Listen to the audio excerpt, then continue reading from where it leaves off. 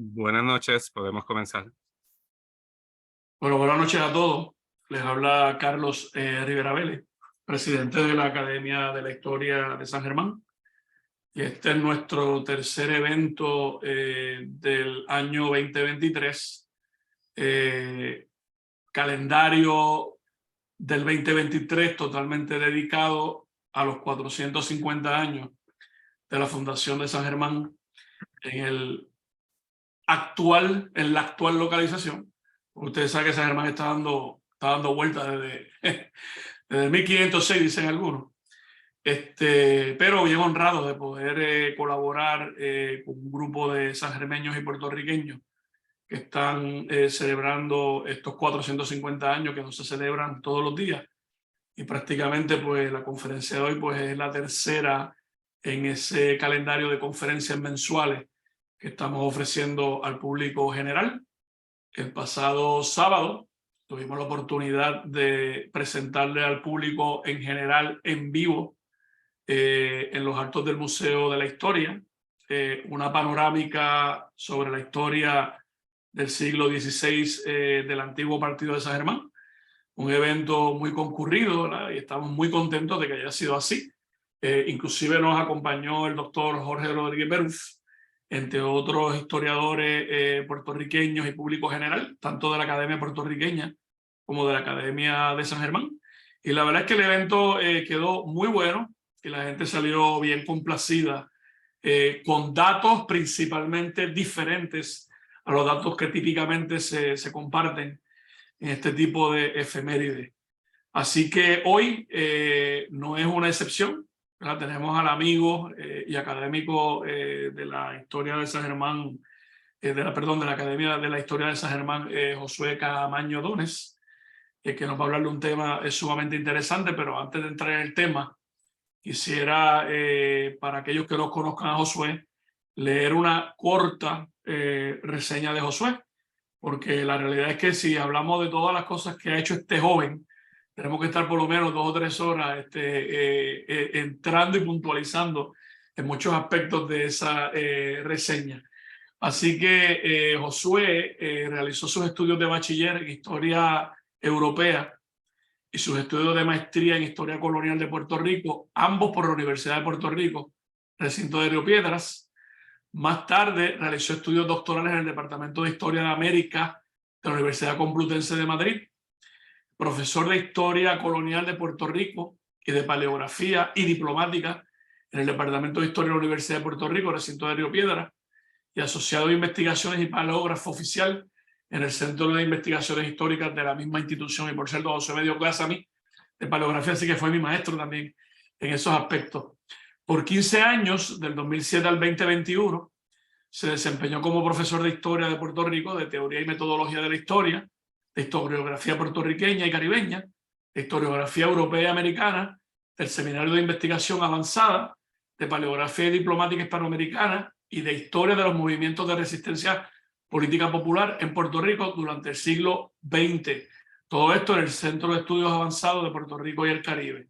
También en esta misma institución se desempeñó del 2018 al 2021 como decano asociado de Asuntos Académicos y por un corto periodo de tiempo de transición como decano de Asuntos Académicos y rector interino. Es especialista en Historia Social, Económica e Institucional de Puerto Rico, pero del Puerto Rico colonial, específicamente del siglo XVI al siglo XVII, y también en Paleografía y Diplomática Hispanoamericana, siglo XVI al siglo XVIII. Fue presidente de la Asociación Puertorriqueña de Historiadores del 2012 al 2014 y desde el 2018 es el presidente de la Junta de Directores de la Red de Archivos de Puerto Rico, Archirred. Es académico de número de la Academia de la Historia de San Germán y miembro correspondiente extranjero de la Academia Dominicana de la Historia. Es miembro de varias organizaciones y asociaciones de historiadores de la región del Caribe y de Latinoamérica, como por ejemplo, miembro de la Asociación de Historiadores del Caribe, de la Asociación Latinoamericana de Historia, de la Asociación Mexicana de Estudios del Caribe y miembro de la Asociación de Historia Económica del Caribe, entre otras. Ha participado en diversos simposios, congresos, conferencias, charlas, tanto nacionales como internacionales, con trabajos sobre diversos temas de la historia económica y social de Puerto Rico, pero recuerden, del Puerto Rico colonial y en cuanto a paleografía hispanoamericana, también sobre las relaciones de la Iglesia y el Estado en Puerto Rico durante los siglos XVI al XVII, y también sobre derecho indiano. Ha publicado un montón de ensayos. Así que aquí es donde yo voy a cortar un poquito la biografía extensa de Josué, pero sí quiero puntualizar que actualmente, ¿verdad?, además de que ¿verdad?, en todas estas facetas y áreas de especialización ha publicado numerosos ensayos, actualmente se encuentra coeditando los documentos de la Real Hacienda de Puerto Rico, volumen 3 y volumen 4, que cubren el periodo del 1554 al 1594, y que van a ser publicados ya para, ¿verdad?, antes que este año se nos vaya. Ya Josué debe haber publicado eso, ¿verdad?, esos dos volúmenes tan importantes para complementar el volumen 1 y volumen 2, que ustedes saben que llevamos unos años ya en el mercado y que son tan y tan importantes aquellos que estudiamos el siglo XVI. Así que sin mucho preámbulo, les dejo con Josué, ¿verdad?, que en su primera laminilla de la presentación pues les va a hablar de, les va a compartir el título y todos los detalles de la conferencia. Por eso no voy a adelantarme, yo lo voy a, y no lo quiero compartir, sino que lo voy a dejar a él que tenga ese privilegio. Gracias, Josué, por estar aquí una vez más con nosotros, siempre presente cuando se te toca la puerta, y cada vez que te escuchamos aprendemos un mundo. Así que adelante, Josué. Muchísimas gracias al doctor Carlos Rivera Vélez, presidente de la Academia de la Historia del Partido de San Germán, igualmente al compañero Pablo L. Crespo Vargas, quien coordina desde el Instituto de Cultura Puertorriqueña la transmisión de este evento, siempre en el marco de los 450 años del establecimiento de la Villa de San Germán en el actual emplazamiento de las Lomas de Santa Marta, a las actividades y conmemoraciones a las que se ha unido la Academia de la Historia de San Germán. Sin más, quiero compartir un momento en pantalla la presentación y arrancamos. Segundito. Aquí está. Share. Muy bien. Ejercicio del poder y mecanismos de control en la Villa de San Germán, 1525 a 1530. Una conferencia que he preparado, no es una ponencia, he preparado una conferencia, así que ténganme un poquito de paciencia esta noche, en el marco de los 450 años de la fundación de San Germán en las Lomas de Santa Marta. La presente conferencia me ocuparé del ejercicio del poder, concretamente el ejercicio del poder en su forma política en la Villa de San Germán entre 1525 y 1530. Dos serán las formas de ejercer este tipo de poder que examinaré. Primero, el poder ejercido por la corona sobre los oficiales reales y del cabildo mediante diversos mecanismos de control. Y segundo, la forma y manera en que los distintos oficiales reales y los miembros del cabildo de la Villa de San Germán ejercían y usaban sus oficios, exactamente entre 1525 y 1530, que es el periodo bajo estudio. Los mecanismos de control. Siguiendo a Juan Marchena Fernández, una vez organizado y puesto en marcha el organigrama organizativo, judicial, ascendístico y defensivo, con sus respectivos oficiales y sus respectivas funciones, la corona española y sus órganos de superior gobierno debían necesariamente arbitrar medidas destinadas al control directo o indirecto de todos sus agentes en los nuevos territorios conquistados. La lejanía, unida al excesivo poder delegado a algunos de estos oficiales, actuó muchas veces en contra del efectivo ejercicio de la autoridad real, de manera que, al menos cada cierto tiempo, todos los titulares de los distintos ramos de la administración colonial eran sometidos a pesquisas, tomas de cuentas, visitas y, fundamentalmente, a una revisión de sus actuaciones durante el tiempo que ejercieron sus cargos, mediante lo que se conoció como juicio de residencia. Así, con estos mecanismos, la corona buscaba poder controlar la fidelidad de las distintas personalidades que ostentaban cargos de responsabilidad en las Indias. De estos mecanismos de control, el que me interesa esta noche es el último, el juicio de residencia, mecanismo en virtud del cual todo individuo que había ostentado un cargo de gobierno debía, al finalizar su mandato, someterse a una investigación para comprobar cómo había actuado. Se podría decir que era una especie de auditoría en la actualidad. Su importancia fue tal que a la hora de acceder a nuevos cargos debía justificar como requisito indispensable el haber sido residenciado en los oficios anteriores. Todo el mundo tiene que pasar por este juicio. Las exenciones fueron mínimas y en su mayoría solo se autorizaron a partir de mediados del siglo XVII, estableciendo además otros controles sustitutivos. Los juicios de residencia aparecen ya bastante definidos en las 7 partidas de 1265 del rey Alfonso X el Sabio y en buena parte del ordenamiento jurídico de Castilla y Aragón, aunque su más exacta regulación no se lleva a cabo hasta las Cortes de Toledo de 1480, donde se ordena la obligatoriedad de que se sometan a residencia los corregidores, alcaldes, alguaciles y merinos en un periodo de 30 días. Asegurando su cumplimiento mediante fianzas, con lo que se indemnizarían en caso de ser necesario a los perjudicados por estos funcionarios. Las condenas iban desde la inhabilitación temporal o perpetua hasta el destierro. Los capítulos de corregidores de 1500 y más adelante la recopilación de las leyes de Indias de 1680 recogen y amplían toda esta legislación que en términos muy similares fue aplicada en las Indias. El procedimiento jurídico fue minuciosamente reglamentado. El nombramiento de los jueces de residencia era prerrogativa de la corona y su auxiliar más importante era el escribano de la residencia, nombrado en principio por la misma autoridad que nombraba al juez, hasta que en el 1595 se asignó esta facultad al propio juez de residencia y así otros funcionarios subalternos eran comisionados para realizar algunas tareas complementarias al proceso de residencia, como el pregonero, los intérpretes en caso de ser necesario, el revisor de papeles, el asesor letrado, también en caso de ser necesario, y un largo etcétera. El juicio de residencia, celebrado en las antiguas jurisdicciones de los residenciados, comenzaba con el pregón de la residencia que, además de publicar el acto jurídico, señalaba el momento a partir del cual comenzaban a contarse los términos establecidos en la Real Cédula de Comisión que abría este procedimiento. Desde la publicación de la cédula, se consideraba abierto el proceso y, en consecuencia, destituidos en sus funciones todos los residenciados. Este pregón debía llevarse a cabo en todo el territorio afectado por el juicio. Si el territorio era muy extenso, era necesario emitir varios pregones en las cabeceras y pueblos más importantes. Las partes fundamentales del juicio eran la pesquisa secreta, denominada así porque el procedimiento se llevaba a cabo en la más rigurosa privacidad y donde el juez, mediante una serie de interrogatorios normalizados en su forma y estructura, era obligatorio, por ejemplo, preguntar los datos personales de cada testigo. Realizaba este juez la investigación sobre el proceder público y privado del residenciado o de los residenciados. La segunda parte de lo que es el juicio de residencia era la residencia pública, donde todo el que lo desease podía presentar sus demandas públicamente y solicitar un castigo ante el juez de residencia contra el residenciado, cualquier funcionario público en este caso. Lástima que esto lo hemos perdido en la actualidad. A los cargos presentados por el juez, después de haber realizado la investigación, los acusados podían entonces responder con un número igual de descargos y con la defensa de ellos, mediante la presentación a su vez de testigos y probanzas de descargo. El juicio terminaba con la sentencia emitida por el juez, salvo en aquellos casos merecedores de la pena de muerte o de castigo corporal con pérdida de algún miembro, que tenían que ser, ¿verdad? En este caso,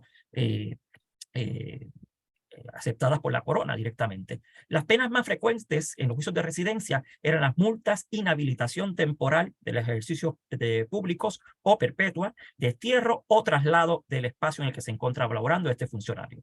Contra la sentencia cabía el recurso de apelación ante instancias superiores, como por ejemplo el Consejo de Indias y más arriba el Rey. Hay que señalar que estos instrumentos de control, como el que he descrito brevemente ahora, tienen una función doble.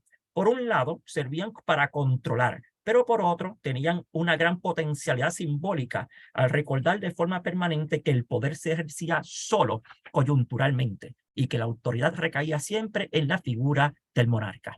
Todos los individuos, independientemente de su rango, posición o calidad, debían dar cuenta al rey de sus acciones. Era un símbolo más de que la corona era el vértice de todo el sistema de poder. Hacia fines de 1528, en la villa de San Germán, se realizó un extenso juicio de residencia por parte del licenciado Antonio de la Gama. Este juicio abarcó el periodo de gobierno de todos los funcionarios que ostentaban algún cargo de entre 1525 a 1530, desde el teniente de gobernador hasta el más pequeño de los funcionarios del cabildo, en este caso de la villa de San Germán.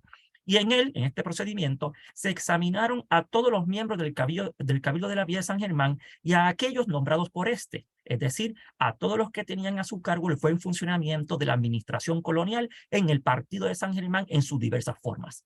El análisis de este juicio permitiría apreciar cómo la corona mantenía su dominio y control sobre las instituciones administrativas y judiciales locales a través del continuo examen de los distintos funcionarios que tenían a su haber el funcionamiento del aparato administrativo y judicial, en este caso del partido de San Germán. Además, se podría apreciar el comportamiento de los distintos funcionarios reales y del mismo cabildo en ejercicio de sus funciones. En algún momento de 1525, Pedro Moreno es nombrado por segunda ocasión en la isla como teniente de gobernador por don Diego Colón, quien en ese momento ya se encontraba como virrey de las Indias y residía en la Española, un año antes de su muerte. Al parecer, las capacidades que exhibía Moreno en su gobierno, o que exhibió Moreno en su gobierno anterior, gobernó entre 1522 y 1524 anteriormente, lo hicieron merecedor de este nuevo nombramiento por parte del virrey. 3 años después del nombramiento de Pedro Moreno, en el 1528, se despacharon 2 instrucciones al licenciado Antonio de la Gama para ir a la isla de Puerto Rico en calidad de juez de residencia. En la primera instrucción, con fecha del 5 de junio de 1528, se disponía un plazo de 60 días para practicarle la residencia al teniente de gobernador Pedro Moreno, a los oficiales reales y demás funcionarios de los 2 cabildos existentes en la isla, el de la ciudad de San Juan y el de la villa de San Germán, que es el que nos interesa en la noche de hoy. El licenciado de la Gama debía proceder conforme a la ley hecha en Toledo de 1480 y a los capítulos de jueces de residencia de 1500 que anteriormente les mostré en pantalla. Y además debía hacerlos públicos. El juicio debía incluir la pesquisa secreta y las demandas públicas, así como las sentencias al concluir el mismo. En pantalla tienen la instrucción, la primera instrucción de 1528. En la segunda instrucción, fechada el 17 de junio de 1528, se le ordenaba al licenciado de la Gama ser conciso en las averiguaciones, abreviar los procesos, no perder tiempo con lo superfluo y presentar lo substancial. Hay que recordar que el licenciado de la Gama tenía una vasta experiencia en tomar residencias en Puerto Rico, pues él había sido quien se la tomó al gobernador, o en este caso a un juez de residencia que gobernaba la isla en calidad de Justicia Mayor, Sancho Velázquez, en el año de 1519, que paréntesis es el primer juicio que conservamos, por lo menos la sumaria que conservamos del siglo XVI, publicado por Monseñor Murga Sanz en libro. El juicio de residencia dio comienzo el del licenciado de la Gama el 1 de diciembre de 1528 en la ciudad de San Juan, con el pregón de en las 4 calles, según dictaban las leyes. Asimismo, fue pregonado en la villa de San Germán, en las minas y en las estancias de la isla, para que nadie pudiese arguir que no tenía conocimiento de la misma, y sobre todo para que todo aquel que tuviese alguna queja contra alguno de los residenciados fuera en persona a poner demanda pública ante el juez licenciado de la Gama dentro del límite de tiempo establecido para ello. Recordemos la importancia que tenía el que todo el pueblo estuviese enterado del comienzo de la residencia, pues todos los oficiales reales y demás funcionarios cesaban en sus funciones y sería en la persona, en este caso del licenciado de la Gama, en donde se concentrarían todas las varas de justicia y el poder de la colonia. Estas diligencias preliminares se realizaron en la villa de San Germán y sus términos entre los días 9 al 31 de diciembre de 1528. El licenciado de la Gama gobernaría la isla mientras estuviese realizando la residencia en virtud de la petición que el rey le hiciera a la virreina doña María de Toledo, ya había muerto el virrey don Diego, 1526, para que le nombrase teniente de gobernador mientras éste ejercía como juez de residencia en Puerto Rico y con el salario correspondiente. A su vez, durante los 60 días que habría de durar la residencia, según se estipuló, está estipulado en las leyes, 30 días la secreta, 30 días la pública, el juez contaría con la inestimable colaboración de Bartolomé Ayala, escribano de su majestad, nombrado para asentar la residencia. Sobre el nombramiento y el salario que llevaría el escribano no poseemos datos. Por lo menos Pero lo más probable es que haya corrido a costa de la Real Hacienda de Puerto Rico. Ambos funcionarios, el juez y el escribano, acometerán la realización de la residencia a toda la élite política de la isla, es decir, al teniente de gobernador Pedro Moreno, a los alcaldes de ambos cabildos, el de la ciudad de San Juan y la villa de San Germán, a los alguaciles de ambas jurisdicciones, a los regidores de ambas jurisdicciones, a los escribanos de ambas jurisdicciones, los procuradores y fieles ejecutores de ambas cabildos, es decir, al teniente y a todos los integrantes de los cabildos en su conjunto de la isla. Aunque en la noche de hoy echaremos un vistazo a lo que ocurrió en el cabildo de la villa de San Germán. Luego de las diligencias preliminares, el juez de residencia comenzará la recepción de los testigos que habrían de contestar a todas y cada una de las preguntas que se les hiciese sobre cada funcionario. Para ello, el juez de residencia confeccionó varios interrogatorios secretos, cada uno de ellos según la naturaleza de los oficios que iban a ser residenciados. Así, se confeccionaron 4 interrogatorios secretos, uno para el examen del teniente de gobernador Pedro Moreno, uno para los alcaldes de ambas jurisdicciones y los alguaciles juntos en ese interrogatorio, otro interrogatorio secreto para el examen de los regidores de ambas jurisdicciones y el cuarto para el examen, uno más para el examen de los escribanos y el último para el examen de los procuradores y fieles ejecutores de ambas jurisdicciones. Estos interrogatorios secretos, amén de las respuestas, nos darán de entrada una valiosa información sobre los deberes, funciones y la manera en que debían ejercer sus oficios los funcionarios de la villa de San Germán, además de todo aquello que le interesaba a la corona saber, controlar y castigar.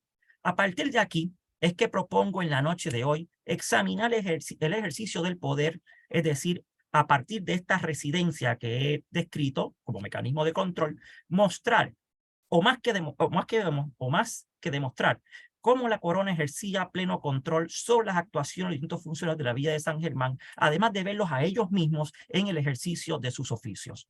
El licenciado de la Gama confeccionó un interrogatorio de 27 preguntas para examinar la labor en el oficio desempeñado por el gobernador Pedro Moreno en su segundo término en la isla. Y las contestarían, este interrogatorio, las preguntas, los testigos llamados en la villa de San Germán. Estas preguntas podrían clasificarse según los siguientes temas: las generales de la ley, la administración de justicia, defensa de la jurisdicción, mantenimiento del orden moral establecido, es decir, el castigo a los pecados públicos, las dádivas y cohechos, etc. En la villa de San Germán, como se muestra en el cuadro que ven en pantalla, serán 24 los testigos llamados a declarar a estas 27 preguntas confeccionadas para evaluar las funciones del gobernador de la isla relativas a la jurisdicción de San Germán. De estos testigos, 9 serán de cargo, 10 de averiguación, 2 de cargo y averiguación, 2 de cargo que regresarán más adelante a abundar a una pregunta y 1 de cargo de averiguación a su vez y que también regresa a abundar a una pregunta en particular. En suma, de estos 9 testigos resultan 30 declaraciones, 14 de cargo, 13 de averiguación y 3 que abundan en una pregunta. La mayor parte de los testigos de averiguación en la villa de San Germán serán llamados a contestar las preguntas 8 y 10 del interrogatorio que, como ya he señalado o hemos visto anteriormente en unas láminas, son las que tratan sobre la moral y los pecados públicos, como se muestra en el cuadro que ven en pantalla, el cuadro 2. De hecho, la mayor cantidad de respuestas que ofrecen los testigos de cargo en ambas pesquisas secretas contra el teniente y los alcaldes y los alguaciles y los escribanos serán respuestas a las preguntas 8 y 10, es decir, preguntas que tienen que ver con la moral pública. La corona, deseosa por mantener sus posesiones indianas bajo control, en pantalla les he colocado un desglose de los testigos que participan en la residencia secreta en la villa de San Germán, su condición según el juicio y, por supuesto, la X marca si contestó la pregunta relativa al gobernador y la rayita que no la contesta. Decía que la corona, deseosa por mantener sus posesiones indianas bajo control, echará mano de los juicios de residencia para informarse, controlar, reprender y castigar. Serán los jueces de residencia y los mismos vecinos, en este caso de la villa de San Germán, las herramientas que utilizará para llevar a cabo tal deseo. Sin las informaciones que ofrecen los testigos, al licenciado de la Gama se le hubiese hecho casi imposible examinar el uso que los distintos funcionarios le venían dando a sus oficios en el partido de San Germán. Sobre el ejercicio de Pedro Moreno en el cargo de teniente de gobernador relativo a la jurisdicción de San Germán, la de los testigos declara que en general usó bien y fielmente de su oficio en dicha jurisdicción. A juzgar por los cargos que le imputó el juez de residencia el 28 de enero de 1528, casi al finalizar la residencia, nada de gravedad había hecho el teniente mientras ejerció el cargo en esa jurisdicción. Fueron 7 los cargos que le imputó el juez. Primero, que no cumplió con una cédula presentada por el contador Miguel de Castellanos, que le ordenaba hacer la ejecución de los bienes de Tomás de Castellón, que había fallecido anteriormente. En segundo lugar, que favoreció a un tal Francisco de Consuegra con ciertas diferencias que tuvo con Pedro de Mata, fueron a las manos y se acuchillaron mutuamente, y estuvo mucho tiempo sin entender en ese pleito. Tercero, que consintió y dio lugar para que se echaran repartimientos y cisas en las carnes, esos son unos impuestos directos sobre bastimentos, y averías en las mercaderías, en este caso de la vía de San Germán, pasando de los 3.000 maravedís que las leyes disponen, no teniendo licencia real para ello. Cuarto, que no procedió ni entendió en castigar a un Rodrigo Ortiz, siendo obligado a ello, que antes lo disimuló muchos días por ser Ortiz su amigo y allegado suyo, el cual por la mucha amistad y confianza que en él tenía, se presentó en la cárcel ante el teniente Pedro Moreno, el cual estuvo en la cárcel 7 días, pero sin ninguna prisiones y sin multa alguna. Quinto, el quinto cargo, permitió que jugasen y hubiesen amancebados en la jurisdicción de San Germán, es decir, los juegos prohibidos, y amancebados son las personas que conviven sin casarse, con todos los males que en ese momento se entendía que acarreaba tal situación, males sociales, pues disimulaba los pecados públicos, y aún el mismo gobernador jugaba muchas veces y diversas ocasiones debiéndolo estorbar y prohibir en la villa de San Germán. Y sexto, penó a una Isabel Hernández en 15 pesos de oro por amancebamiento, no pudiendo condenarla en más de un marco de plata, y que también penó a una Catalina de Salamanca diciendo que era manceba de un casado en un marco de plata sin darle la pena del destierro, que es lo que la ley aplicaba ahí. Y por último, el último cargo que le impone el juez de residencia para su ejercicio de gobierno en el área de San Germán es lo relativo a que no puso arca o cajón, ¿verdad? O baúl o cofre para poner los procesos, en este caso, ¿verdad?, de procesos judiciales, civiles, criminales, ni tampoco puso los capítulos de corregidores de manera que toda la población tuviese conocimiento de ellos. Dejando atrás a lo que nos dice la residencia en torno a las funciones del teniente de gobernador en el área de San Germán, veamos algo sobre los alcaldes ordinarios. La función privativa de los alcaldes ordinarios era la de administrar justicia. Veamos lo que nos indica la recopilación de la ley de India de 1680 sobre este particular, los cuales mandamos que conozcan en primera instancia de todos los negocios, causas y cosas que podía conocer el gobernador o su lugarteniente en cuanto a lo civil y criminal, y a las apelaciones que se interpusieren de sus autos y sentencias, vayan a las audiencias, gobernadores o ayuntamientos, conforme estuviese ordenado por las leyes de estos y aquellos reinos. Fin de la cita. Más que alcaldes, en el sentido que hoy damos a este vocablo, los alcaldes ordinarios en la isla de Puerto Rico y en otras jurisdicciones de América eran jueces, en este caso de primera instancia, dentro del lugar y de los lindes de su jurisdicción. Dentro de sus términos, los alcaldes hacían justicia. Esto es, sentenciaban en causas civiles y criminales según su leal saber y entender o con el asesoramiento del letrado del cabildo. Su tribunal fue de primera instancia, como ya indiqué. Se podía apelar de esa instancia, al cabildo, y del cabildo al gobernador, y del gobernador a la audiencia, en este caso de Santo Domingo, si lo litigado o fallado pasaba de las cantidades establecidas según las normativas vigentes en ese momento. Los dos alcaldes ordinarios, eran dos, tenían poder para juzgar, pero bastaba uno. El ausente no podía nombrar suplente si no lo sustituía el que quedaba. Es decir, son dos alcaldes ordinarios. Si uno no está presente para realizar el proceso, el ausente no puede nombrar sustituto. Lo tiene que hacer todo el que está presente. Pero siempre son dos que corren paralelo, ¿verdad? Y son nombrados a la misma vez y cesan a la misma vez. La ley mandaba que un alcalde ordinario siguiese las causas empezadas por el otro, impedido de sustanciarlas. Para amparar la autonomía e independencia del cabildo, en este caso de San Germán, se prohibió que el alcalde pudiera ser teniente del gobernador y viceversa. A los alcaldes correspondía, cuando o donde no se había vendido la fiel ejecutoría, porque más adelante en el siglo XVI se van a vender algunos oficios públicos para recaudar pues, dinero para la corona, y la fiel ejecutoría es una función que vamos a ver más adelante esta noche, junto a uno de ellos con un corregidor, tasar los precios a que los regatones o revendedores expendiesen los bastimentos. Es decir, los corregidores tenían en ocasiones que realizar las funciones que venía realizando el fiel ejecutor. También era de su competencia, como cabezas de la ciudad, la ejecución de órdenes y mercedes reales. La prerrogativa principal y característica del alcalde ordinario, y por ella se debe comenzar, era la de presidir el cabildo si no asistía el gobernador o su teniente. Aunque ya de discutirse la presidencia de este, eso pasó muchísimo en la isla de Puerto Rico, si el alcalde podía o no presidir una audiencia de los regidores del cabildo. Asimismo, debían rondar la ciudad buscando maleantes y trasnochadores para apresarlos, multarlos y realizar procesos.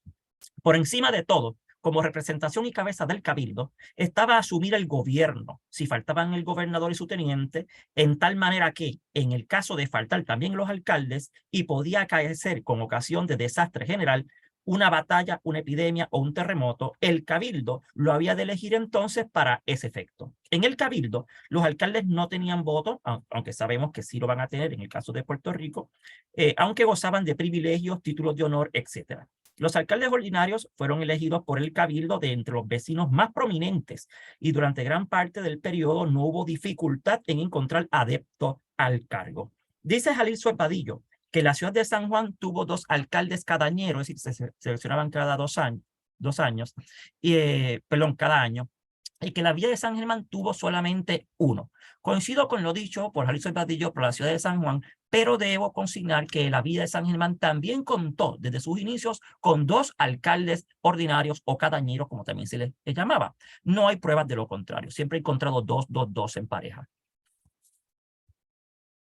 A pesar de que conocemos a la mayor parte de los alcaldes ordinarios que ejercieron sus funciones entre 1525 y 1530 en la villa de San Germán, muy poca documentación nos refiere el modo en que los mismos ejercían sus oficios. Agraciadamente, el licenciado de la Gama también debía tomar la residencia de todos los alcaldes ordinarios que hayan ocupado el puesto en la villa de San Germán hacia o antes de 1525-1529. En la villa de San Germán fueron residenciados los alcaldes ordinarios Alonso Rodríguez, Luis de Añasco, Sebastián de la Gama, Alonso de Vargas, Martín Garcés y Juan de Queto. El licenciado de la Gama no confeccionará un interrogatorio particular por separado para examinar las ejecutorias de los alcaldes, sino que utilizará la misma información ofrecida por cada testigo a las preguntas del interrogatorio de la pesquisa secreta que elaboró para examinar al teniente de gobernador Pedro Moreno. Es decir, en el interrogatorio del gobernador se encuentran unas preguntas relativas a los alcaldes ordinarios. En la pregunta número 1, de esas 27 preguntas, el cuestionario grande, se incluyen los nombres del teniente de gobernador y de los alguaciles y los alcaldes, tanto de la jurisdicción de San Juan como de la jurisdicción de San Germán, ¿verdad? Porque hay 2 juegos de ese interrogatorio, uno para San Juan y uno para San Germán. Las funciones que más sobresalen de los alcaldes en el juicio de residencia, en sus funciones, son las de policía. Se les ve castigando a los jugadores, a los alteradores, a los que alteran la paz, a los amancebados, etc. El licenciado de la Gama no encuentra en ninguno de ellos más culpa, en el caso de San Germán, que la de haber jugado todos a los naipes y otros juegos prohibidos. En otra conferencia que también ofrecí hace varios meses para la academia, hablé de este particular de los juegos prohibidos y narré un caso interesante de los alcaldes de San Germán que montaban una especie de casinos en sus casas. A todos los alcaldes residenciados en el área de San Germán, de hecho, no todos se encuentran presentes al momento de realizarse la residencia, pero aún así, aunque uno no esté presente en la residencia como quiera se realiza, en este caso, ¿verdad? Con el residenciado docente, se le pondrá, a todos los alcaldes residenciados se le pondrá un cargo por juego ilícito. Todos los alcaldes residenciados en San Germán someterán sus respectivos descargos, pero al final el juez de la Gama no les absuelve, no los exculpa y los condena en 10 peones ya sea para ayuda en la reparación de las puentes, calzadas y caminos de la villa de San Germán, o para ayudar a hacer el baluarte o albarrada que se va a hacer en algún momento en la nueva ciudad de San Juan. No viene al caso, pero hay un contexto particular cuando se realizó este juicio de residencia. Se hizo a finales de 1528 y corrió hasta 1530, comenzó en diciembre. Ese año, 1528, los franceses atacaron la villa de San Germán y fue quemada. Y pues mucho de lo que se recoge en el juicio está pues cruzado con el ataque francés, y muchas de las multas que le imponen a estos funcionarios están destinadas a reparaciones o construcciones de obra pública destruida por el ataque francés de ese mismo año 1528. Nota al margen. Por lo visto, a través del juicio de residencia para el área de San Germán, los alcaldes no cometieron grandes desmanes en el ejercicio de sus poderes como justicias de primera instancia. Muy al contrario, muchas veces ostentaban el cargo más por el honor de tenerlo que por ser verdaderos defensores de la autoridad real en la isla. Hablemos ahora de los alguaciles. El alguacilazgo, en lenguaje moderno, podríamos traducirlo como policía y cuerpo de prisiones. A su cuenta estaba, de los alguaciles, la detención de maleantes, el cumplimiento de las órdenes sobre la seguridad pública, de hecho estas órdenes las dictaban los alcaldes ordinarios, ejecutar las órdenes de encarcelamiento dadas por las audiencias o por los alcaldes ordinarios o los regimientos o el gobernador, la custodia de los riesgos confesos o presuntos. Según las 7 partidas de 1275, que se van a repetir constantemente hasta la época moderna, alguacil llaman en arábigo a aquel que ha de prender y de justiciar los hombres en la corte del rey, por su mandado o de los jueces que juzgan los pleitos. Mas los latinos llamanle justicia, que es nombre que conviene asaz al que tal oficio tiene, porque debe ser muy derruchero en el cumplir. Parece, pues, su significado, ministro de la justicia y promotor fiscal de ella, para delatar quebrantamiento de las leyes, pecados públicos, como por ejemplo las blasfemias, borracheras, etc. Su incumbencia la resumen las leyes 8, 9, 10, 16, por ejemplo, del título 5, del libro 5, título 7 de la recopilación de las leyes de Indias de 1680. Y resumen: entre sus funciones estaban rondar de noche y reconocer los lugares públicos, prender a los que mandaren las justicias, impedir pecados públicos, ejecutar autos y mandamientos de virreyes, audiencias y justicias. A veces se llaman a los alcaldes alguaciles y a los alguaciles alcaldes. Después de las justicias o alcaldes, y el alférez real tenía el primer puesto y voto en el cabildo y el privilegio de entrar a las juntas con armas. Ese privilegio lo celaban cuidadosamente los cabildos para que no se extendiera demasiado entre otros funcionarios. Otro privilegio que otorgó el rey católico, en este caso un alguacil de Puerto Rico, índice de la estima del cargo, fue eximirlo de las leyes suntuarias de las primeras que se dieron para las Indias. Antes que la corona recabara para sí el nombramiento de estos alguaciles, lo otorgaban el cabildo o los gobernadores, como es el caso en este momento en Puerto Rico del que estamos hablando. El asiento con voz y voto en el cabildo es prerrogativa prácticamente vinculada al alguacilazgo mayor, no los alguaciles, ¿verdad? No los tenientes de alguaciles, hasta con el privilegio de entrar armado. En Puerto Rico había un alguacil mayor y en San Germán había un teniente de alguacil. Ese no tiene el privilegio, ¿verdad?, de entrar al cabildo. Cargo con anchas ínfulas, no había de andar continuamente por las calles con su vara, a ojeo de maleantes. Para los pícaros, rateros, borrachos, picapleitos, vagabundos y gente de ese tipo, bastaban los corchetes o broches y ministriles o tenientes del alguacil mayor.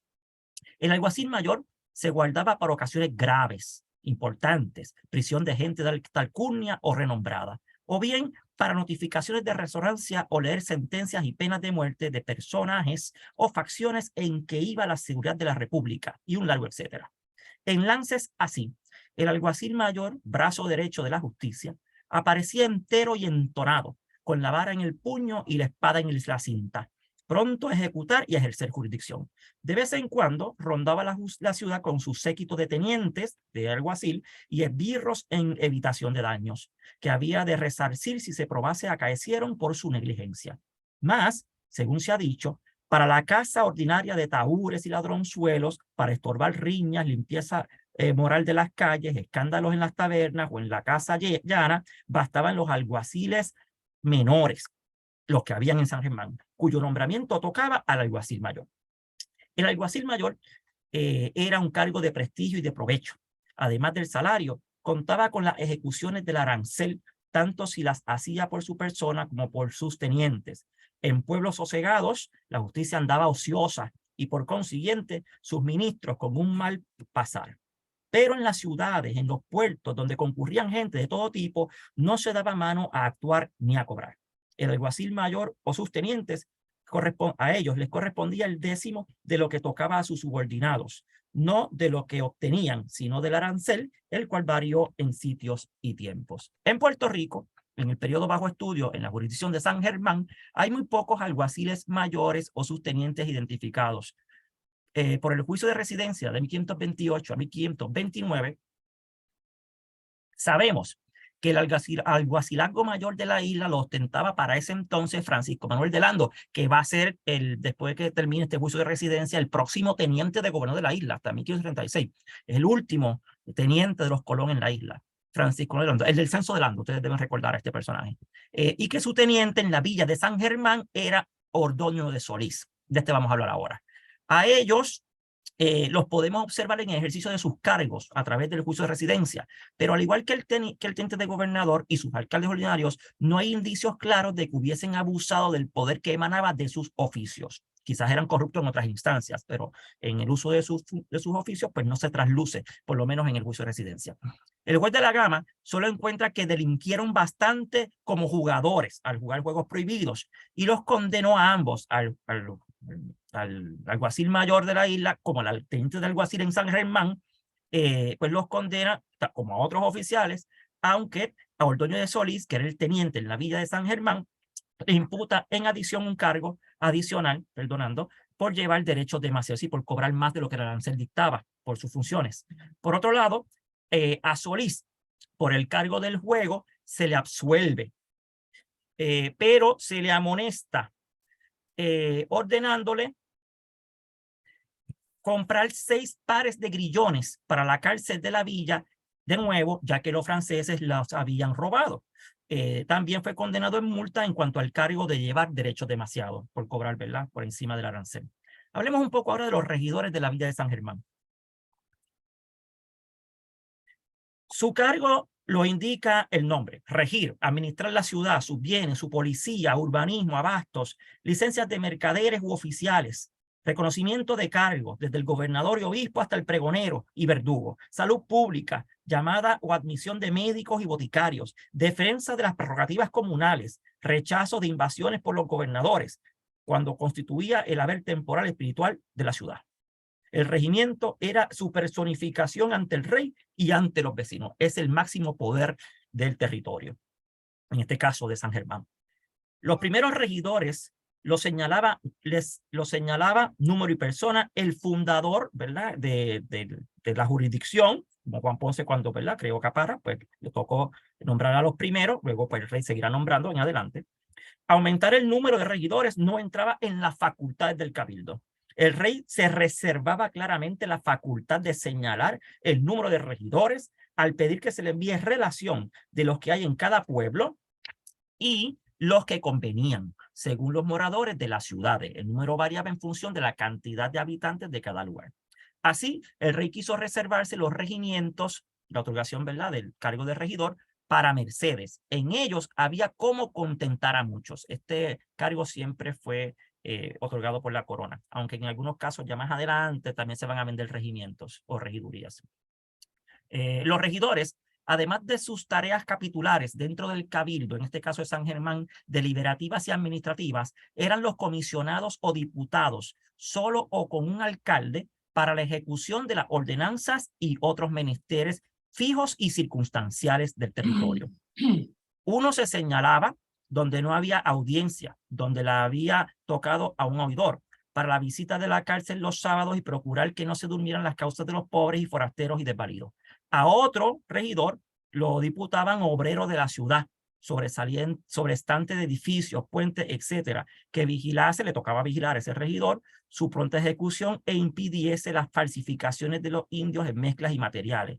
A otro regidor le tocaba andar y vigilar sobre ventas y tambos, impidiendo abusos de viandantes y mesoneros, obligando a observar los aranceles. Asimismo, se les encargaba a todos los regidores prevenir y organizar las fiestas, como por ejemplo el Corpus, los toros, recepción de virreyes. En San Germán, no viene al caso aquí, pero en San Germán tengo referencias de las corridas de toros en el siglo XVI, por lo menos antes de la primera mitad, en la primera mitad. Recepciones de virreyes, presidentes y obispos, comisiones costosas que muchas veces rechazaban y por ello mismo los colegas no admitían excusas. Y los regidores replicaban con amenazas y multas a los recalcitrantes. Sus prerrogativas, algunas comunes, otras en la cabeza del más antiguo, porque también había un orden de, ¿verdad?, de antigüedad entre los regidores. En San Germán eran 4 regidores, ¿verdad? Eran pocos. En ese momento, en el momento estoy trabajando, ¿verdad? 1525 al 30.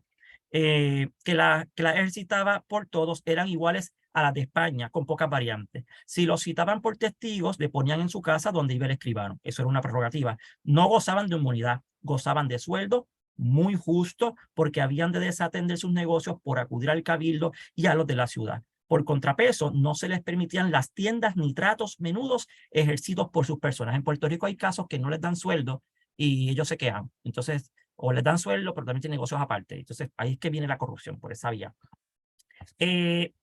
La primera vez que los regidores de ambos cabildos en la isla fueron sometidos a juicio de residencia, según he podido constatar, fue en este juicio de residencia de 1528 al 29 que recoge información desde 1525 al 30.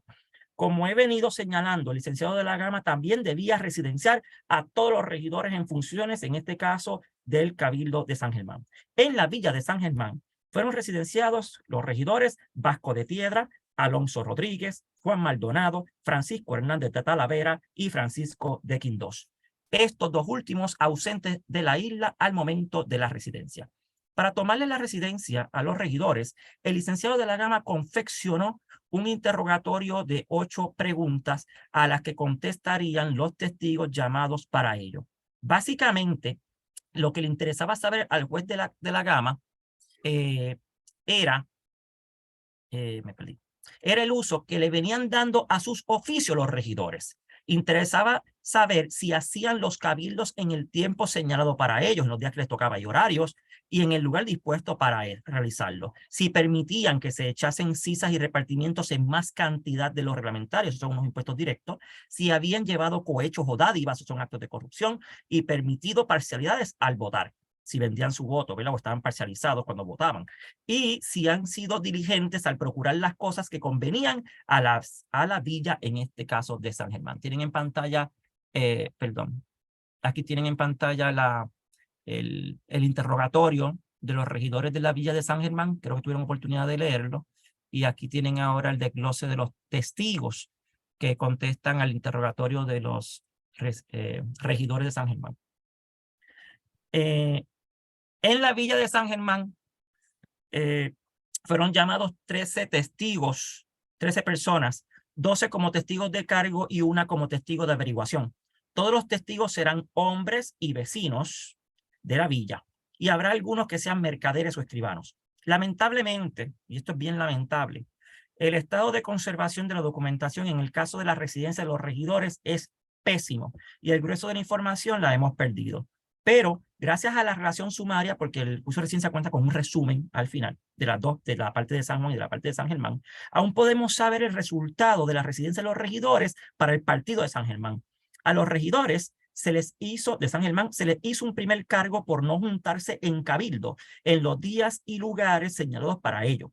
Un segundo cargo se les puso por echar cisas y repartimientos, estos impuestos directos, en más de 3,000 maravedís sin tener licencia para ello. Los pusieron para obra pública, ¿verdad?, después del ataque de los franceses, aunque eso no los excusa. Y un tercer cargo se los puso el juez por no obedecer una real cédula que presentó el contador Miguel de Castellanos en el Cabildo, relativa, ¿verdad?, a la incatación y venta de bienes de Tomás de Castellón. Los regidores acometieron sus descargos, su defensa por sí y en nombre de los otros regidores que no estaban presentes. Y luego del correspondiente análisis de toda la documentación realizada por el licenciado de la Gama, falló lo siguiente, su sentencia. Primero, en cuanto a los regidores de San Germán, en cuanto al cargo de no juntarse en cabildo los días señalados, se les ordenó Y cito, que de aquí adelante los dichos regidores de la villa de San Germán, los que después de ellos fueren, se junten a hacer cabildo los días en el lugar que están diputados o señalados, o se diputaren o señalaren, son las penas que sobre ellos están puestas, o si se pusieren por mí o por el cabildo, conforme a la provisión de sus majestades, según se contiene en el dicho capítulo de mi sentencia. En cuanto al segundo cargo, relacionado a las cisas y repartimientos sin licencia, los impuestos, el juez de la Gama, y cito, visto las necesidades que hubo para hacer y echar las dichas cisas y cuán conveniente fue hacerse las dichas obras, como parece, y las haber visto como he visto por vista de ojos, debo remitir y remito a su majestad y a los señores de su muy alto consejo de las Indias, para que en ello su majestad mande, determine lo que en ello fuere servido. Esto fue así porque como violaron la ley, pero justificaron haberla violado para sacar un dinerito para costear obras públicas que los franceses habían quemado. Y por eso es que de la Gama los remite al Consejo de India. Y en el tercer cargo, que solo aplicaba a unos cuantos miembros del cabildo, el juez determinó que fueran los regidores dados por descargados e libres, ¿verdad? Por unas tonterías que les impusieron. Ahora, estoy ya culminando. Veamos algo sobre los escribanos del cabildo de San Germán. Lo que hoy llamaríamos secretario o notario de una pieza, también se llamaba fiel de hechos. El oficio no exigía grandes letras. Su nombramiento se hacía con mucha solemnidad. Tenía mala fama por llevar más derechos de lo que les correspondía. Estos son los abogados notarios de hoy día, así que no se asombren, ¿verdad? Si todavía nos cobran más de lo que deben cobrar. Su nombramiento era real, es decir, el rey se lo reservaba, aunque hubo muchos casos en que tocó estos nombramientos a los gobernadores o a los mismos cabildos, y en ocasiones más adelante en Puerto Rico, después de 1540 y pico, se autorizó la venta de algunas escribanías para recaudar pues, fondos públicos. A cargo del escribano estaba asistir a las juntas, recibir los votos en las elecciones, escribir las actas y firmarlas después de los cabildantes, los regidores, ser notario en los requerimientos e intimaciones, transcribir en los libros las reales cédulas referentes a la vida capitular, los nombramientos reales o gubernativos para oficios presentados en el consejo, actuar de secretario en las causas que la ciudad seguía por su procurador, en este caso la villa, ordenar y custodiar el archivo de la villa, cuyos papeles había de tener inventariados y cosidos para que no se extraviaran, con índices para su fácil hallazgo. Estaba prohibido sacar del archivo los originales. Si se pedían papeles, no importa quién los pidiese, debía entregar copias por él legalizadas con su firma. Las actuaciones de todos los oficiales consejiles, alguacilazgo, fielato, almotacenes, alarife, procuradores, abogados, etcétera, pasaban ante el escribano. Por su mano iban las peticiones de vecinos y no vecinos que se metían al cabildo. Él redactaba los títulos de propiedad, como por ejemplo de solares y tierra, las licencias para ejercer oficios o industrias y un largo etcétera. En fin, todo el papeleo capitular, el del consejo. Si necesitaba auxiliares, los tenía que pagar él, aunque algunas veces pedía ayuda y solían dársela. Gozaba de salario muy diverso, según la población, y de derechos por arancel en los servicios a particulares. Esto siempre fue un problema, el arancel, ¿verdad? Ellos dicen que era muy poquito el arancel y pedían siempre aumentarlo. Acompañaba al cabildo en las funciones y participaba de las larguezas en ropones, eso son las ropas que les otorgaban a los miembros del cabildo, según su oficio, cuando se repartían a los miembros del cabildo. Al cesar en el oficio, entregaba al sucesor libros y papeles minuciosamente inventariados cuando pasaba, ¿verdad? Dada la multitud de anotaciones, debía ser de pluma veloz y de mano dócil, aún dejando para más sosiego la copia de títulos, cédulas y otros papeles firmes, lo ocasional y transitorio, asuntos tratados y los pareceres de los cabildantes que se habían de firmar al cerrarse la junta. Exigían una extraordinaria rapidez de redacción y plumeo. Y a veces corría más que la cabeza, incurriendo en multitud de errores que luego tachaban y corregían, como hemos visto nosotros en multiplicidad de documentos. Que la inserción de documentos se hacía sosegadamente después, se deduce, además del sentido común, de huecos sin llenar y de notas como esta, corregido con los originales.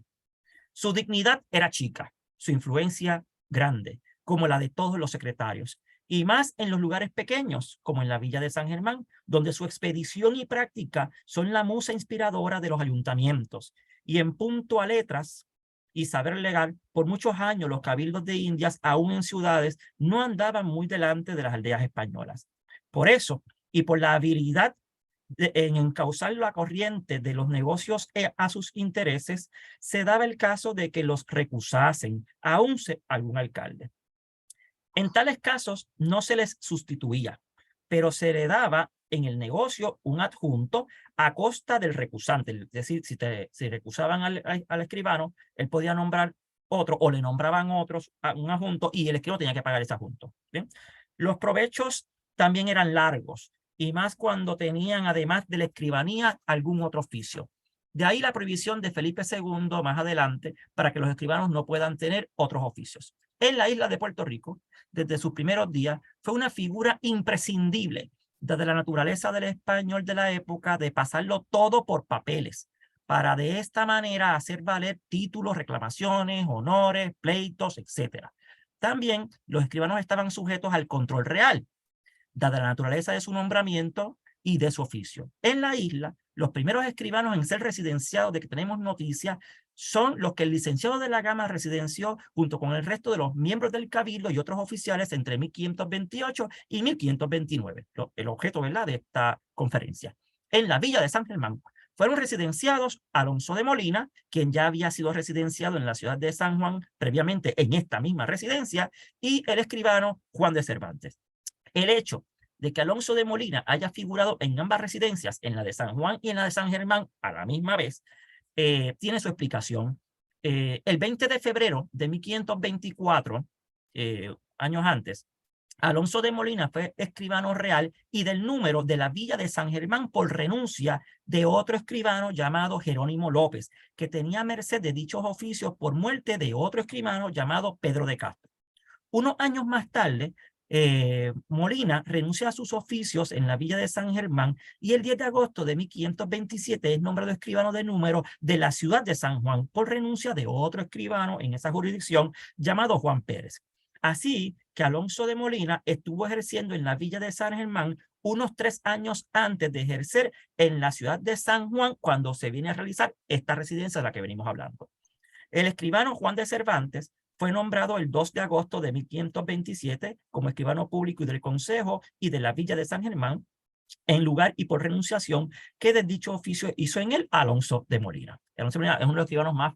Yo tengo un trabajo también sobre los escribanos y este escribano es fabuloso, pero eso es tema de harina de otro costal.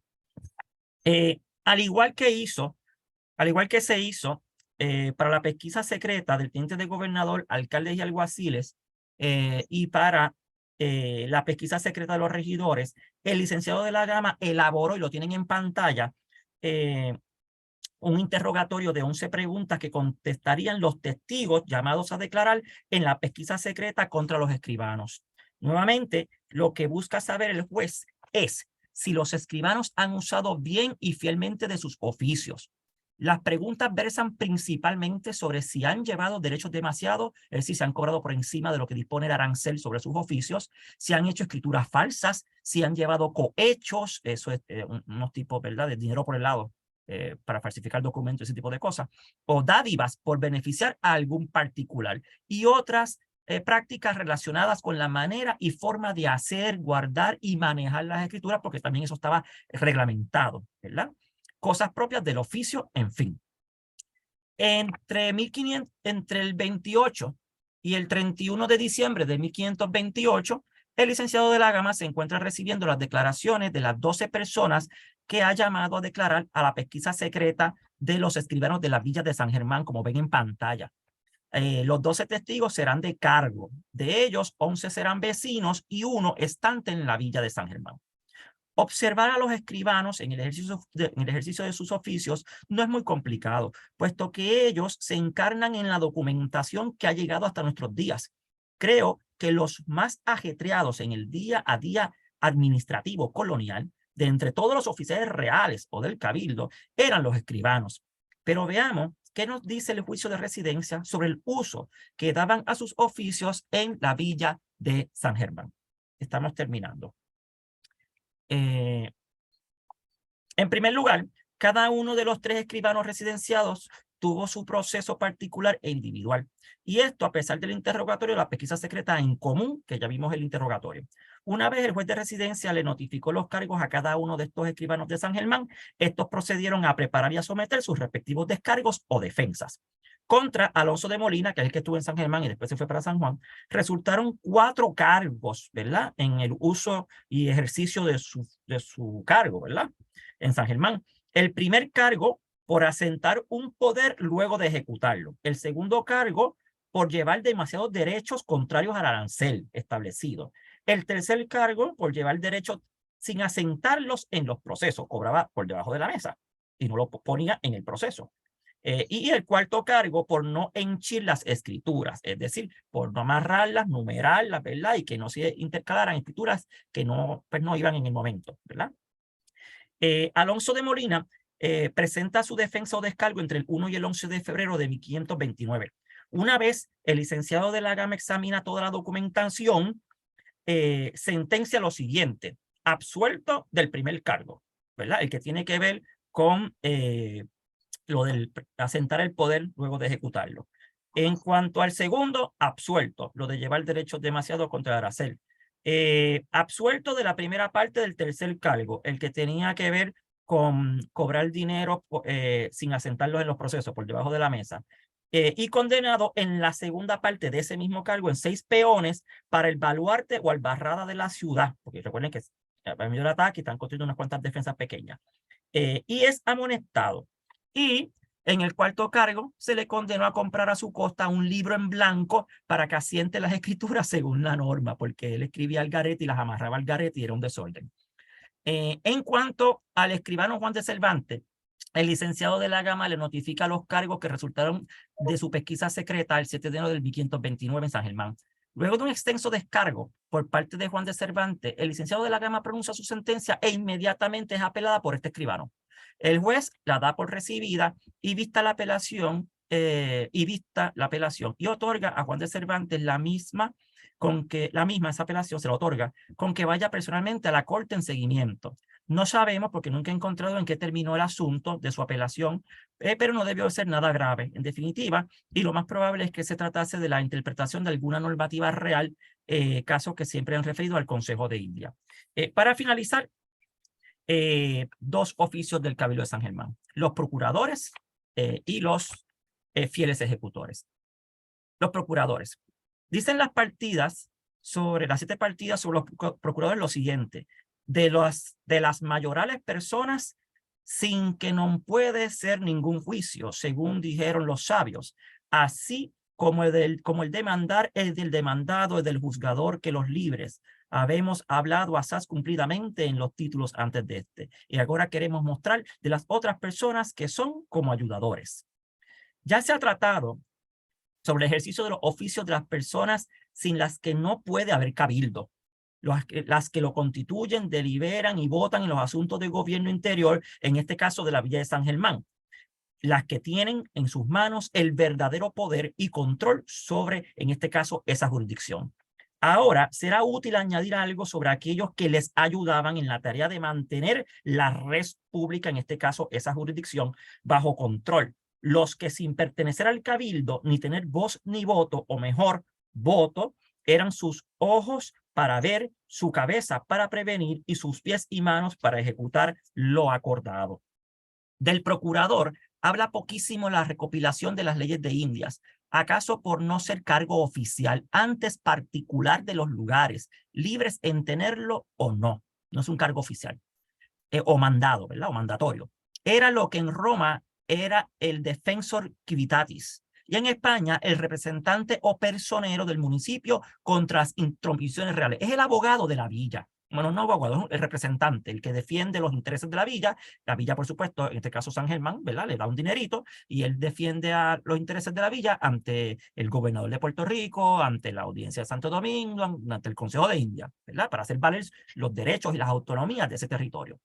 En Indias, mucho más, el defensor de los derechos de los ciudadanos contra todos, de los derechos de la ciudad, del cabildo, del vecindario, aún contra el propio cabildo, en materia de privilegios, de regalías que los municipios imaginaban administrar, de asuntos de honra, de intereses temporales, cuanto atañera al procomún. por orden del cabildo o sin esperarla. En el cabildo proponía o rechazaba acuerdos. Combinaba con la apelación a tribunal superior de no atendérsele. En los tribunales, saliendo a la causa, entablando el pleito, si era menester. Siempre en nombre de la ciudad, en este caso de la villa de San Germán. Era elegible por los regidores y como el cabildo lo nombraba, el cabildo lo destituía.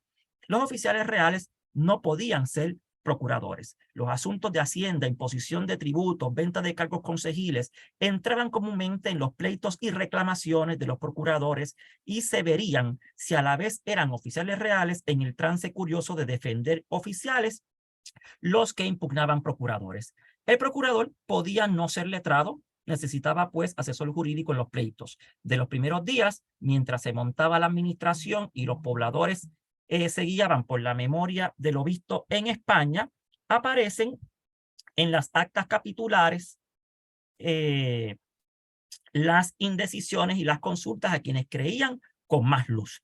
Los procuradores no obraban ni a su capricho ni a su leal saber y entender. Llevaban instrucciones minuciosas y encargos concretos cuando se presentaban ante el rey, que los cabildos discutían y redactaban. De hecho, yo he visto algunas instrucciones del Cabildo de San Germán a sus procuradores para que defiendan sus intereses en el siglo XVI directamente ante la corona por encima del gobierno de Puerto Rico, porque chocaban los intereses entre gobernador y cabildo. Estos oficiales del cabildo, los procuradores que no tenían voto, pero sí una fortísima voz, también estaban sujetos a controles reales. Los procuradores, de vez en vez, eran residenciados, al igual que el resto de los miembros del cabildo, a pesar de que no era un cargo, ¿verdad? Oficial. Estaba sujeto, ¿verdad?, a la necesidad del cabildo, o de la gobernación, o de la población. Y en las islas de Puerto Rico, en la década en los años bajo estudio, fueron residenciados entre 1528 y 1529 por el licenciado de la Gama. En pantalla tienen el interrogatorio de 8 preguntas confeccionado por el licenciado Antonio de la Gama para examinar las ejecutorias y el ejercicio del poder tanto de los procuradores como de los fieles ejecutores en la ciudad de San Juan, así como en la villa de San Germán, porque se usó el mismo en ambos lugares. Para tomar la residencia, el juez elaboró un interrogatorio de 8 preguntas que contestarían los testigos que fueron llamados para realizar la pesquisa secreta contra los procuradores del Consejo de la ciudad de San Juan y de la villa de San Germán. Estas preguntas, como ocurre en los demás interrogatorios ya mencionados anteriormente, versan sobre el buen uso que se les ha venido dando al oficio de procurador. De nuevo, se busca saber si los que han ejercido dicho oficio han llevado derechos ilegales, si han defendido a las partes fielmente, si han llevado cohechos o dádivas con tal de beneficiar a alguna parte pleiteante, si han visitado las cárceles y a los presos, si han velado por la reparación y construcción de los puentes, caminos y demás obras públicas, en este caso de la villa de San Germán, etcétera. Dejando de lado las preguntas generales de la ley, primera y octava de este interrogatorio, las preguntas 2, 3, 4 y 5 que ven en pantalla son exclusivamente sobre el oficio de procurador. Es que están mezcladas aquí en este interrogatorio las preguntas sobre los fieles y las preguntas sobre los procuradores. Como indiqué, en pantalla pueden ver las preguntas 2, 3, 4 y 5 son las que tienen que ver con los procuradores exclusivamente. Luego veremos de qué se tratan la sexta y la séptima, que es la parte final de esta exposición, preguntas. Por alguna razón que no he logrado determinar, el licenciado de la Gama solo residencia a los procuradores de la ciudad de San Juan. Desconozco si es posible que algunos de los procuradores residenciados fueron procuradores de la isla, además de la ciudad, ocasión que excusaría el hacer residencia en el espacio o jurisdicción de San Germán. Aunque, de todos modos, sí son conocidos varios nombres de personas que ejercieron como procuradores del Cabildo de la villa de San Germán. No los traigo a colación porque como no los puedo examinar en ejercicio de funciones a través del juicio, pues me ahorro los nombres. Pero el interrogatorio nos da una idea buenísima, ¿verdad?, de lo que se buscaba controlar en los procuradores en este caso y cómo ellos debían ejercer a su vez sus oficios. ¿Bien? Finalmente, los fieles ejecutores. La importancia del cargo o la que se le dio en ocasiones, se deduce de la fórmula con que el rey católico nombró fiel ejecutor en Puerto Rico el 22 de octubre de 1514. Según el diccionario de autoridades de 1713, se entiende por fiel ejecutor por fiel o fiel ejecutor, al que también se le conocía con el nombre arábigo de almotacén, aunque yo tengo que aclarar esto, en Puerto Rico, en el juicio de residencia se identifican por separado almotacenes y fieles ejecutores, aunque mucha documentación de la época en Castilla es la misma persona. Claro, se están dando, ¿verdad?, unas cosas distintas en América. Pues bien, se le conocía, según este diccionario de autoridades del siglo XVIII, con el nombre de arábigo de almotacén, a la persona diputada en alguna ciudad, villa o lugar para el reconocimiento de los pesos y medidas de que usan los que venden y para examinar si los géneros que dan son cabales. Esta es la definición de un fiel ejecutor, pero no es la de almotacén que yo he visto en Puerto Rico, que es el que tiene a su cargo el mantenimiento de los almacenes públicos de bastimentos. A veces, el campo de acción del fiel o fiel ejecutor se extendió fuera de mercados y tiendas, a todo lo que había de regularse por medidas.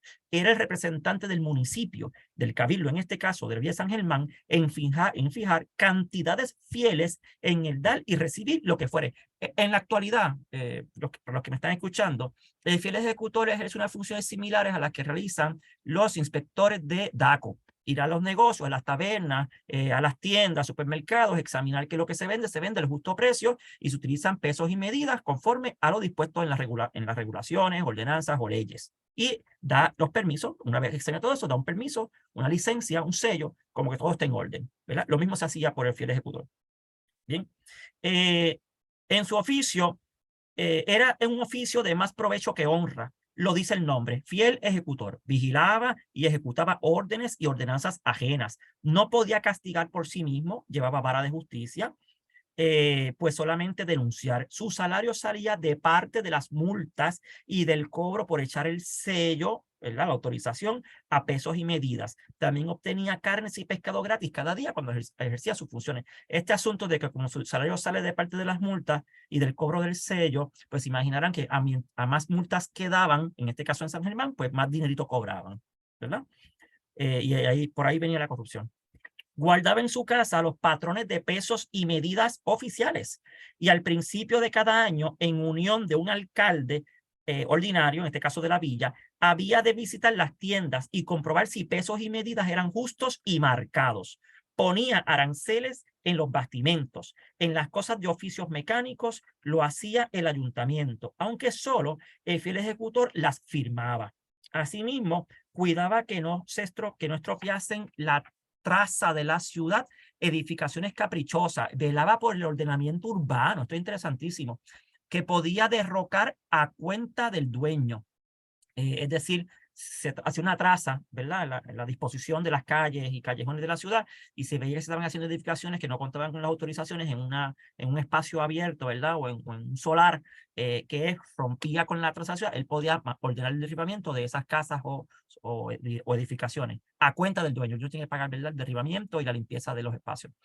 Y de la limpieza también, tenía también que vigilar por la limpieza de las calles, en lo que le asistía el almotacén, que es el que yo les hablaba ahorita, que tenía que bregar con los almacenes, y de recibir las declaraciones de las mercancías entradas a la ciudad para que los vecinos pudiesen adquirir la cuarta parte a precio de costo, ¿verdad? Eso es interesantísimo. Tenía también el fiel ejecutor voz, pero no voto en el cabildo. No todos los miembros del cabildo tienen voz y voto, ¿verdad? Unos cuantos tienen voz y voto y otros tienen solamente voz. Este tiene voz. Entre 1525 y 1530, solo he podido identificar a los que ejercían el oficio de fieles ejecutores a fines de esa década, aunque con la salvedad de que no eran ejecutores, según unas cositas que he visto en el juicio, en los documentos y en el juicio mismo. Estos fueron los siguientes: Miguel de Aguilar, Rodrigo de León, Hernando de Lepe, un personaje importante en las luchas por el control de la tierra más adelante, y Sebastián Hernández. Todos ellos fueron residenciados por el licenciado Antonio de la Gama entre 1528 y 1529. El interrogatorio de 8 preguntas, que lo tienen en pantalla, que es el mismo que el de los procuradores, de 8 preguntas, que elaboró de la Gama para realizar la pesquisa secreta de los procuradores, es el mismo en el que se encuentran las preguntas sobre el uso y ejercicio que se le ha venido dando al oficio del fiel ejecutor en la villa de San Germán. Ya había dicho cómo las preguntas 2, 3, 4 y 5 son las relativas al oficio de procurador. Pues bien, en este interrogatorio que tienen en pantalla, las preguntas 6 y 7 son las que tratan sobre el oficio de los fieles ejecutores. Por ahí nos enteramos cuáles son sus funciones y obviamente por violentarlas, pues venía entonces el mal uso, ¿verdad?, del poder o del cargo, del ejercicio del cargo. Creo que vale la pena reproducir en pantalla el interrogatorio que tienen, porque así pueden ver ustedes mismos de qué trata cada uno de estos oficios, tanto el de los procuradores como el de los fieles ejecutores. Estas dos preguntas, en el caso de los fieles ejecutores, que como les indiqué, por si se les escaparon, son las preguntas 6 y 7, muestran el alcance en materia de comercio que tenían los fieles ejecutores y el trato y contrato diario entre los pobladores de las villas de San Germán. Pero lamentablemente, y a pesar de que algunos testigos comentan sobre el proceder de los fieles del consejo, de los fieles ejecutores, nos topamos con dos obstáculos en esta investigación. Primero, el mal estado de la documentación que dificulta su lectura. Segundo, el licenciado de la Gama no le sometió cargo alguno a ninguna de las personas que ostentaban el oficio de fiel ejecutor del consejo, en este caso de la villa de San Germán, tampoco en San Juan, lo que nos deja sin las percepciones de la autoridad sobre el ejercicio del cargo y por consiguiente sin las percepciones de los mismos fieles de sus ejecutorias en el oficio. La misma relación sumaria, el resumen de la residencia, no contiene referencia alguna sobre el resultado de la pesquisa secreta contra los fieles ejecutores de la villa de San Germán.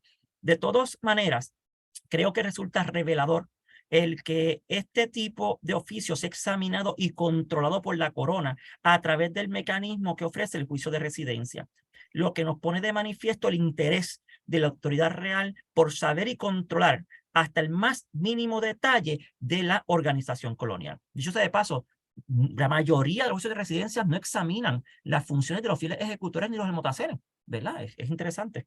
Este sí. Y esto con una doble función, ¿verdad? Lo que le interesa saber a la corona: velar y proteger sus rentas a la vez que vela por el bien común de sus súbditos en las Indias, en este caso, en la villa de San Germán. En conclusión, es precisa una recapitulación en este apartado acerca de los distintos oficios reales y del cabildo de la villa de San Germán que he reseñado durante toda esta larga exposición.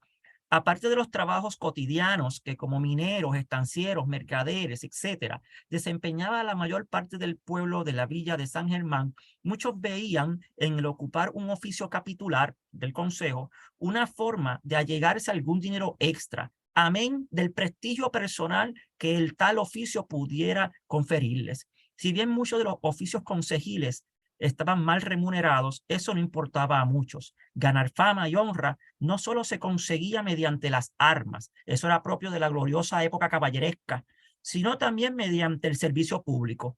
A la hora de pedir mercedes reales, el haber servido múltiples oficios públicos siempre contaba positivamente.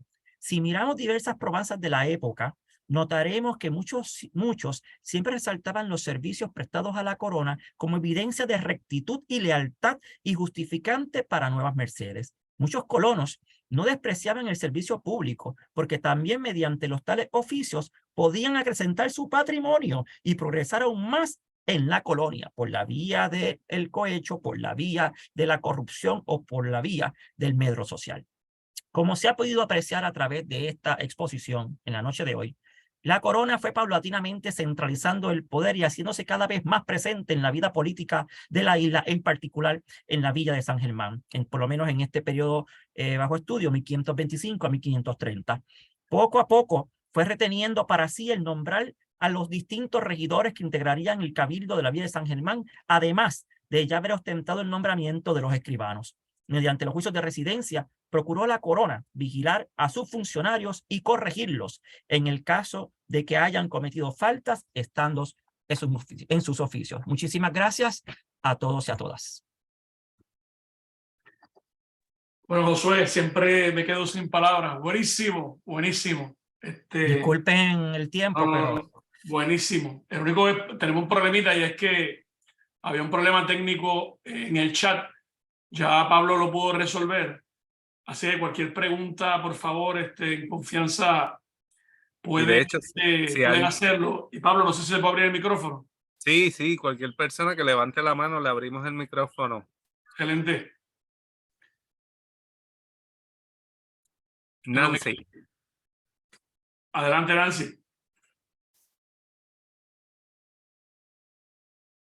¿Me escuchan? Ahora sí, Nancy. Sí, Ok. Buenas noches. Quería darle las gracias a Josué por tan buenas explicaciones que da. Siempre se ha distinguido por ser un profesor meritorio y la verdad es que lo demuestra con cada conferencia. Muchas gracias. Gracias a ti, Nancy, como siempre. De acuerdo totalmente, Nancy. Pregunta.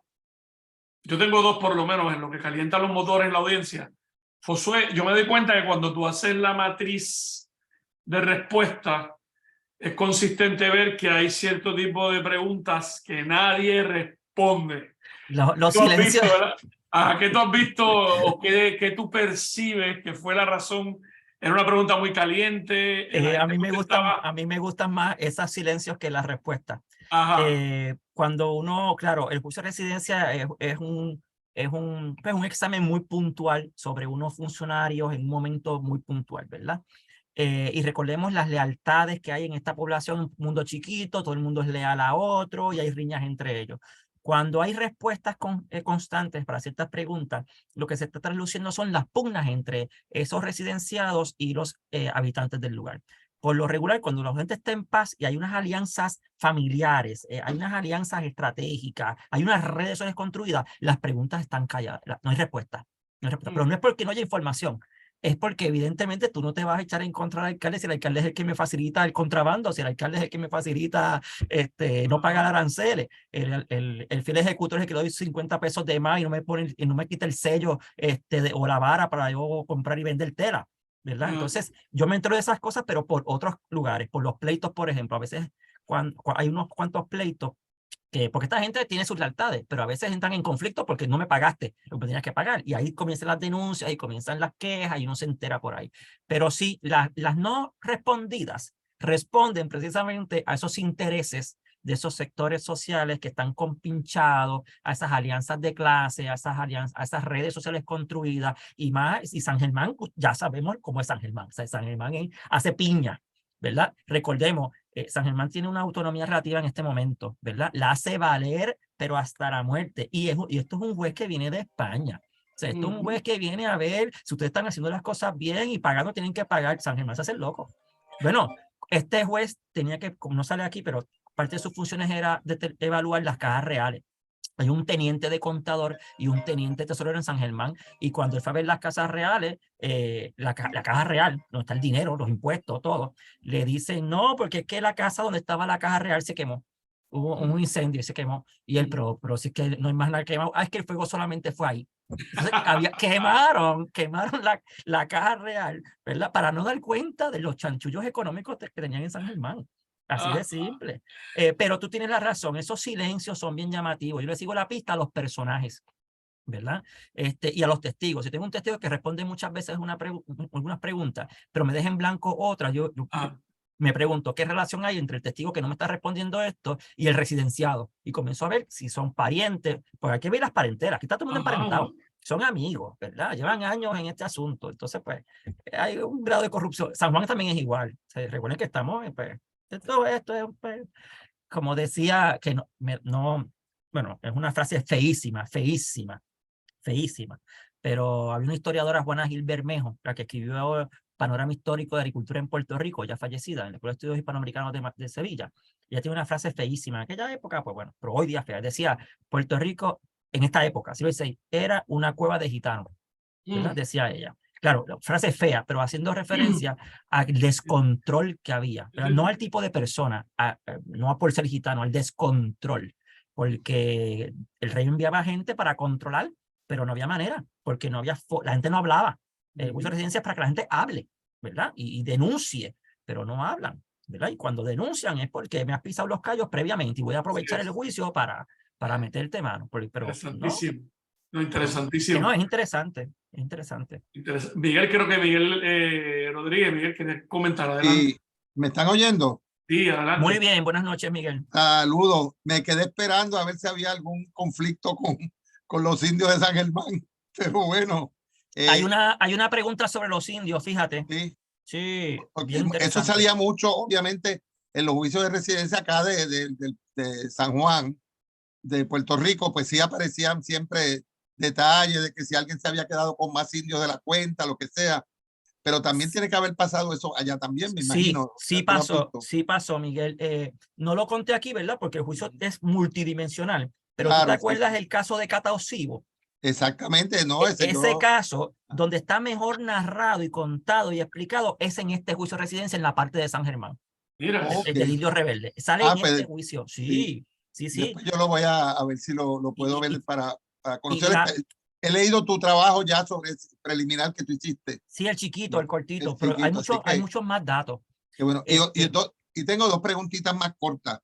Primero, estamos hablando de San Germán, que estaba en la costa del Río Grande de allá, de la Sí, no es el de desembocadura del ahora. Sí, no, sí, no es el de de ahora. Añasco, antes de la Sí, mudanza. correcto. Y de hecho no sale nada, o sea, yo siempre me he interesado que eso es un tema para los sangermeños, ¿verdad? Que parece que en San Germán pasó lo mismo que acá en San Juan. Primero se establecieron en Caparra y por razones económicas o lo que fuera, o políticas, se mudaron a la isleta. Allá también empezaron en la costa. No sé si fue por los ataques de los corsarios, lo que sea. Principalmente por los ataques, Pero principalmente. tiene que haber habido, porque en la costa era una ventaja estar allí siempre, ¿verdad? En el puerto. Era un puerto bien activo. A veces Bueno, yo creo que era más activo que el era puerto de San Juan. Era más, en este momento, el que yo estoy tratando es más activo que el de San Juan. Mucho más Exactamente, activo. ¿no? Yo lo he visto en algunos de esos. Sí. Y la otra que ya con eso es suficiente, que me llamó la atención, la edad joven de los colonos. No sé si es algo, nunca había fijado, si es algo que es relativamente joven, 25, 30, 35 años, el mayor. Si era que había alguna política particular en esa época de que vinieran gente joven o simplemente que los jóvenes son los que les gusta explorar o arriesgarse, ¿verdad? Buenísima pregunta, Miguel. Yo me fijé en eso cuando estaba haciendo este trabajo, me fijé en eso de las edades y tengo unos apuntes aparte sobre la cuestión de las edades, de la cuestión demográfica. Yo lo que pienso, y porque he visto el fenómeno en otras partes de América temprano en el siglo XVI, lo que es el Caribe, la española, ¿verdad? Puerto Rico, quizás México al inicio. Es que estos son los jóvenes que se están tirando a conquistar, estos son los segundones, estos son los que no tienen tierra, los que están pelados en España, los jóvenes. Los jóvenes No. no están llegando al principio gente vieja a conquistar. Si acaso, claro, llega gente de 50, 40 años, pero porque tienen el ímpetu. Pero en los primeros años, recuerda el 28, ¿verdad? Han pasado 20 años desde que inició la conquista de Puerto Rico, nada más. 20 años exactos, ¿verdad? Son jóvenes. Tienen los bríos, tienen el ímpetu, quieren hacerse de chavo, ¿verdad? Son 28. México lleva conquistándose desde el 21, 7 años lleva México conquistándose todavía. Perú todavía no se ha conquistado, ¿verdad? Estos son Ese es jóvenes. el fenómeno mundial, internacional de los que emigran, los que se arriesgan, son los jóvenes, como está pasando ahora también. Correcto, Que se van mayoritariamente. para Estados Unidos, los que se van para otros lugares buscando mejor suerte, ¿verdad? Muy buena observación, Miguel, porque a mí me gusta la parte demográfica. ¿Quiénes son los que están en cada lugar? Y estamos ante una población relativamente joven. Bueno, claro, joven hoy día, en el 16, 20 y pico de años, ya es un señor, ¿verdad? Porque tú te morías a los 50, eres un anciano. A los ¿verdad? 50 ya, pero había alguna gente que estaban por Ponce de León y eso, murieron a los 60. Por eso que ya a los 50, eran viejos. A los 50 tú eres viejo, ¿verdad? La expectativa de vida no era más allá de los 60. En 60 ya eras un anciano venerable. Claro. Ojo con eso. Qué bueno. 28, interesantísimo. A los 13 podías ser rey y casarte y tener hijos. Vamos. Interesantísimo. Así que te lo felicito por la presentación y siempre abriendo, ¿verdad? Gracias, Miguel. Áreas de investigación del siglo XVI, que estamos ahí. Nosotros somos viejos en eso. Qué bueno que estás. Mira, antes de dejarte, hay una pregunta. Hay pocas referencias, pero hay que seguir la pista. Hay una pregunta sobre si en San Germán, también en San Juan, se aplicaron dice así, las ordenanzas sobre los indios. Ajá. Hay unas ordenanzas porque recuerda que De la Gama es el que en ese mismo año, cuando deja el juicio de residencia, se va a hacer unos poblados de indios libres. Cierto. Es el mismo contexto. Entonces se está preguntando qué está pasando con la ordenanza de los indios libres y qué están haciendo, porque aunque no los residencian, se preguntan unos cuantos, el juez, qué están haciendo los procuradores de indios. Esos fueron los experimentos, el famoso experimento que se hizo. Sí. Y en el juicio hay unas referencias a ese asunto de los procuradores de indios y las ordenanzas de indios libres. Claro, no se resuelve en el juicio, hay que buscar más documentación y para San Germán siempre es más difícil. Pero están unas referencias interesantísimas. Yo bien. mejor, sí, está ahí, es que hay que explorar mucho más y pues San Germán siempre es difícil por la documentación, ¿verdad? Qué bueno. Pero hay pistas, Miguel, hay cosas para seguir la pista. Miguel, Claro. dos comentarios bien rapidito. En el 1550 hay un procedimiento del cura contra el cura Juan de Vargas, que lo estaban acusando de que se apropió de unos indios de Alonso Mateos, que había muerto y no se sabía cómo él los hubo. Así que al punto de Josué, aunque esto es un poquito más posterior a lo que Josué comenta, Pero Claro. sí hay conflicto Sí, de hay. este tipo allí. Y lo otro que te quería comentar era que para el 1500, ¿verdad? Para esta época que está estudiando Josué, todavía San Germán estaba en algún sitio entre el asiento de San Francisco, el río Culebrina y la puntita que hoy le llamamos la punta de Rincón. Todavía no había llegado a Añasco, al río Guaurabo ni a su desembocadura. No estaba por la puente, por ahí. Todavía estaba Es en donde esa. yo creo que esa es mi teoría, que San Germán en un momento estuvo en el área que le llaman la puente, en la costa de la desembocadura del Río Grande de Añasco, por ahí.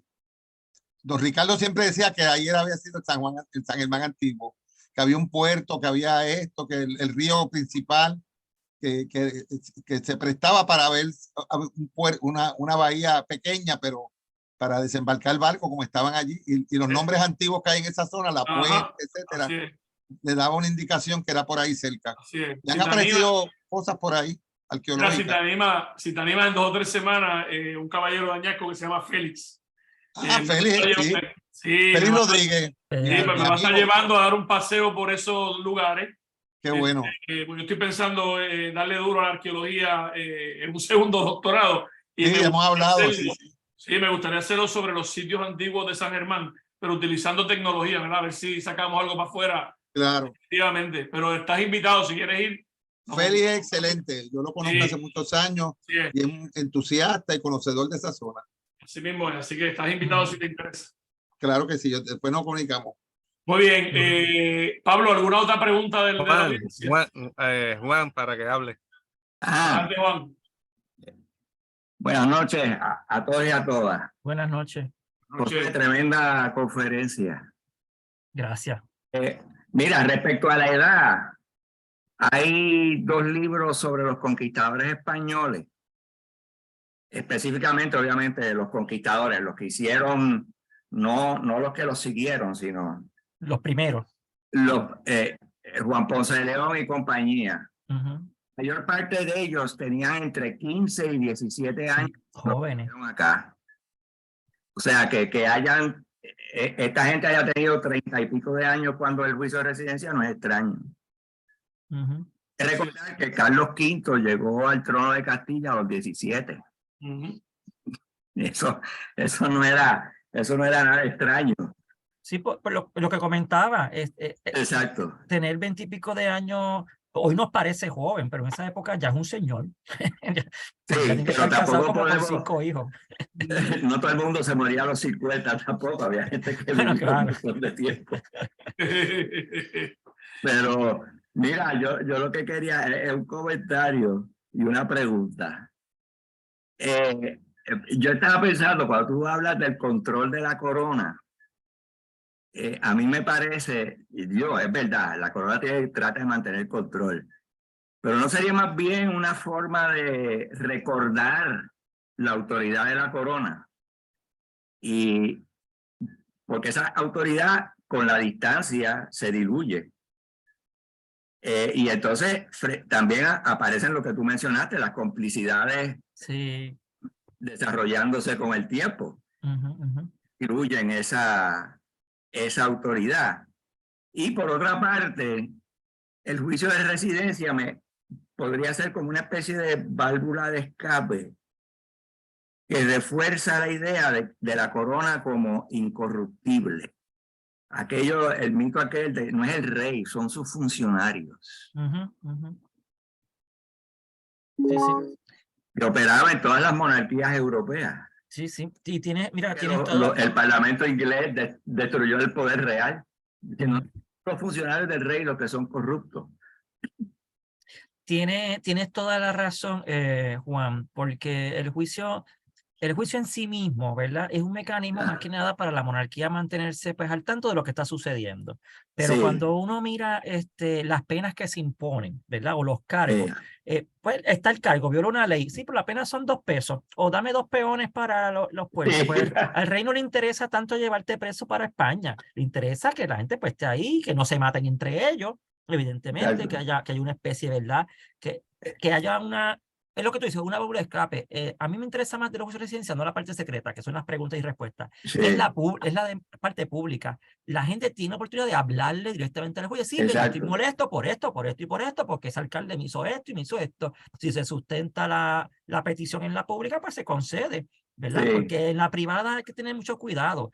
En la privada, en la secreta hay que tener cuidado. En la secreta. En la secreta hay que tener cuidado porque están las preguntas y están los testigos. Sí, pero si los testigos son archienemigos del residenciado, pues mira, a veces un montón de cosas que son falsas, inclusive. Sí, exacto. Tampoco estoy diciendo que es inocente el residenciado, pero hay que calibrar, ¿verdad? Ya más adelante, en los juicios de residencia en Puerto Rico, también pasa en América, incorporan lo que se conoce como la lista de tachas. Y es que el residenciado, en este caso un gobernador, por ejemplo, le entrega al juez de residencia, antes que comience el juicio, un listado de todos sus enemigos parciales y capitales en la isla. Y esas personas no pueden ser llamadas al juicio de residencia. Punto. Porque van a hablar mal de mí. En este juicio eso no existe. Esto es bien temprano. Así que mucha de esta gente no... Los que hablan están enojados con el alcalde o con algunos de los regidores. Sí, claro. Y la mayoría no habla, ¿verdad? Así que no... Y como tú dijiste, como pasa en las cosas a los sucus, sí. Alguien queda engañado y no tiene cómo recurrir. Exactamente. Oye, yo tengo una pregunta. Sí. Porque es que en el siglo XIX, en el Cabildo de San Germán, existía el procurador de menores. ¿Tú no sabes de dónde surge eso? No sé exactamente en qué fecha se creó, pero según pasa el tiempo en Puerto Rico, se van creando más procuradurías. Muchas más. Okay.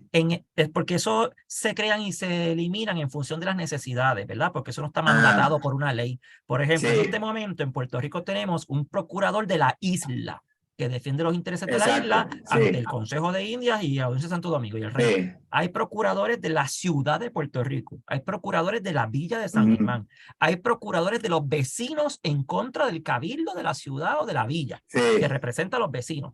O sea, el vecino es un representante y lo paga el que lo contrate. Si el cabildo lo contrata, pues lo paga, o los vecinos. Entonces, claro, según esto va avanzando y aumenta la población y se hace más compleja la administración y surgen más estructuras de gobierno, pues van surgiendo más procuradurías. Míralo hoy día, la de personas invidentes, la de mujeres. Todo eso, se va creando, ¿verdad? En función de las necesidades de la población, ¿verdad? De sus propios intereses. De hecho, hasta una persona privada puede tener su procurador, que es una especie de representante abogado leguleyo, ¿verdad? Yo tengo un pleito con Juan y yo pues tengo un procurador que me defienda de Juan, ¿verdad? Pero yo he visto más que 3, los de la isla, el de la ciudad y el de bueno, y el procurador de Indio, que eso desaparecerá cuando desaparezca el elemento indígena. Pero no sé exactamente ese demonio cuando se crea, pero no me extraña que tenga que crearse en algún momento, ¿verdad? Porque esto es por necesidades. Pues, ahora, tremendo. Perdonando la digresión, rapidito, Juan, cargo de procurador de la Villa de San Germán, yo he visto cartas, porque existe la serie de cartas y expedientes del Cabildo de San Germán, ¿verdad? Y ahí adentro hay unas cuantas cartas de los procuradores de San Germán, de la villa. Son interesantes porque San Germán es tan San Germán y tan autónomo y la cosa, que en esas cartas se trasluce las guerras y peleas que tenían con San Juan y cómo están constantemente recurriendo a la Audiencia de Santo Domingo para hacer valer sus derechos y privilegios, ¿verdad? Ante el gobernador de la isla o ante San Juan. O sea, esa figurita hay que estudiarla, pero no tanto la figura, porque es que a través de ella encontramos los reclamos de la villa para hacer valer sus prerrogativas. Sus prerrogativas, Y por eso es que esa figura es importante, no por ella misma, ¿verdad? Sino por lo que está haciendo, el trabajo, a quién le está dando voz, para quién está trabajando. Eso hay que en algún momento examinarlo, ¿verdad? Esa cosa de San Germán. Claro, aquí no tengo el espacio, ¿verdad? Estaba viendo más que unas cosas. No, yo sé. Pero está ahí, es una figura interesante. Es suficiente para provocar, como decía Miguel ahorita, otros aspectos de estudio. Pablo, ¿cómo estamos en tiempo? Sé que reventamos las 8 ya. Pero No, seguimos. Tenemos hasta las 8:30. Mira, hay una pregunta que me la enviaron por el canal de WhatsApp. Ajá. También se sale del tema, Josué, pero no sé No, no si no le importa. puedes dar la contestación. Los juicios de residencias obviamente en el siglo XVI se dieron, porque es lo que estabas explicando, pero ¿hasta cuándo? ¿Hasta cuándo se dan y por qué se dejan de dar? Los juicios de residencia, eso varía para todos los territorios de América, ¿verdad? Los juicios de residencia yo los he visto en Puerto Rico con esta misma estructura y todo lo demás hasta el siglo XVIII. En el siglo XIX no es que se eliminen, lo que pasa es que hay una reforma de la, perdón, segunda mitad del XVIII, bien tardío, hay una reforma de la administración pública. Y todavía otra reforma importante en el siglo XIX, varias reformas en el siglo XIX. No es que dejó de pasar el interés por examinar a los funcionarios, es que cambian los mecanismos para examinar a los funcionarios, ¿verdad? Los hace más eficientes, más ágiles, lo que sea. Pero el juicio como tal, como lo conocemos, en su época dorada en América, es siglo XVI al siglo XVIII, su época dorada. Para el caso de Puerto Rico, los tenemos. El primero que se hizo, fue de la Gama en el 1519 contra Sancho Velázquez. De ese no está el juicio, pero tenemos la sumaria publicada por Murgas Sanz. El próximo que se hace es por de la Gama también, en el 1528-29. En el camino se supone, porque hay noticias y tengo noticias de que se mandaron a hacer otros juicios, pero no los tenemos. Por ejemplo, los juicios que hizo Sancho Velázquez contra los antecesores desde Ponce de León, sin contar a Ponce de León hasta Sancho Velázquez, no aparece esa documentación. Sabemos que los hizo, pero no están, que son importantes por los repartimientos que tienen que haber estado ahí reflejados. Y luego están casi todos los 16 se encuentran, los tenemos. Moscoso publicó un libro que se llama Juicio al Gobernador, que es un análisis bueno, corto, del juicio de residencia contra el gobernador, creo que es Vega o algo así, 1550. Fuera de eso, pues no están estudiados. La gente los ha usado para sacar información, pero estudiarlos como instrumento, ¿verdad?, de control, con todas sus partes y todo lo que dice, pues no se ha hecho, más que lo que yo vengo haciendo y lo que hizo Isabel Beato para el que está publicado de Sancho Velázquez. En el 17 no tenemos lamentablemente ninguno, desde 1600 hasta 1650. Están todos perdidos. Se hicieron, pero están todos perdidos. Tenemos sentencias que se conservan, tenemos algún otro pleito derivado del juicio de residencia que se conserva, pero los juicios están todos perdidos por 50 años. El próximo que viene a aparecer después de final del siglo XVI es el de 1654 del gobernador Gamboa. Gamboa, y así hasta finales del 17 y después en el siglo XVIII existen. Son maravillosos, los juicios son enormes también, pueden tener 2.000, 3.000, 4.000, 14.000 folios, depende del lugar, ¿verdad? Los intereses de la corona, varían en su extensión y alcance. Este que yo manejo es excepcionalísimo porque es residencia a todo el mundo. Por lo regular, un juicio de residencia se residencia solamente al gobernador o al virrey. En este de Puerto Rico es una mezcla de visita y residencia. Son dos instrumentos distintos, porque se residencia al gobernador, a los regidores, a los escribanos, a los alcaldes, a los almotacenes, a todo el mundo se residencia. Entonces es una mezcla de varios instrumentos de control. Claro, se puede hacer así porque no es muy dilatado el territorio, tiene su explicación. Se puede hacer así porque no es mucha la población tampoco, ni son muchos los funcionarios tampoco. Así que en ese momento pueden mezclar varios instrumentos en uno solo. Pero el juicio en Puerto Rico es raro como este que se está haciendo, porque pues, tiene elementos distintos. Pero hasta el 18 yo diría. Miren, los juicios de residencia existen todavía. Los que los conocemos en inglés, el impeachment. Lo que iban a hacer a Acevedo Vilá, lo que le iban a hacer a Trump, lo que le hicieron, ¿cómo se llama? Estados Unidos, que sí que tuvo que renunciar el presidente. El caso Gates, bueno. Nixon. Nixon. La diferencia son muchas, pero el impeachment, que es un residenciamiento, así se traduce impeachment, residenciamiento, que es esto mismo. La diferencia está obviamente en su estructura, y dos, que en la época colonial española, tú no tiene que mediar una acusación, ¿verdad?, para que se active el juicio de residencia. El rey manda al juez y tú tienes que pasar por el juicio de residencia. Sales bien, mejores cargos. Sales mal, peores cargos. O no te dan nada. En la actualidad, porque en Puerto Rico también está el residenciamiento, yo creo, no estoy seguro, se activa sí y solo si hay una acusación. Te tienen que acusar previamente para que se active el juicio de residencia y entonces se lleve a cabo y se resuelva, ¿verdad? Es la gran diferencia. En la época española es un procedimiento por el que tienen que pasar todos los funcionarios, por lo menos los gobernadores y virreyes. En el 16 en Puerto Rico, recuerden que el Caribe es raro, pues se está experimentando con muchas cosas y trasladando instituciones y acomodándolas a la realidad. En el 16 no es muy regular la forma en que se activa el juicio y quién lo hace, porque primero vienen unos jueces y es cada tanto tiempo. A veces hay un juez que llega y residencia a 2 personas a la vez, dos anteriores. Después se ordena, y lo mandaba el rey, después se ordena que la audiencia de Santo Domingo sea la quien mande los jueces de residencia. Y así se va haciendo por un tiempo. Y después ya en el 17 se ordena que el gobernador que entra es el que residencia, el que sale. Y pasa cada 5 años. Claro, eso es más problemático porque son todos conocidos, son militares, estuvieron juntos en la guerra y ahí hay chanchullos. O sea, yo te lavo la espalda y tú me lavas la espalda, ¿verdad? Entonces, y son más grandes y gigantes. Pero cambia la estructura, la forma en que ¿verdad? En que se originan, pero tienen la misma finalidad. Más que controlar, yo creo que, salvando excepciones, que los pasan por la piedra y los llevan preso y pena de muerte, ¿verdad? Eso son cosas excepcionales. Son mecanismos, como dice Juan, para la corona poner oído en tierra, para saber un poco qué está pasando en el territorio, que la gente tenga una válvula para hablar, quejarse, ¿verdad? Ante un funcionario que llega de afuera. Está peleando con el cabildo. ¿A quién tú vas a ir a recurrir? ¿Al cabildo? ¿Al gobernador que está compinchado con el cabildo? ¿A los alcaldes que los nombra el cabildo? O sea, ¿a quién tú vas a ir? O sea, cuando llega este tipo de figura, pues, como dice Juan, es una válvula de escape, ¿verdad? Te dan la oportunidad de tú hablar, quejarte, aunque después no pase nada. Pero te quejas.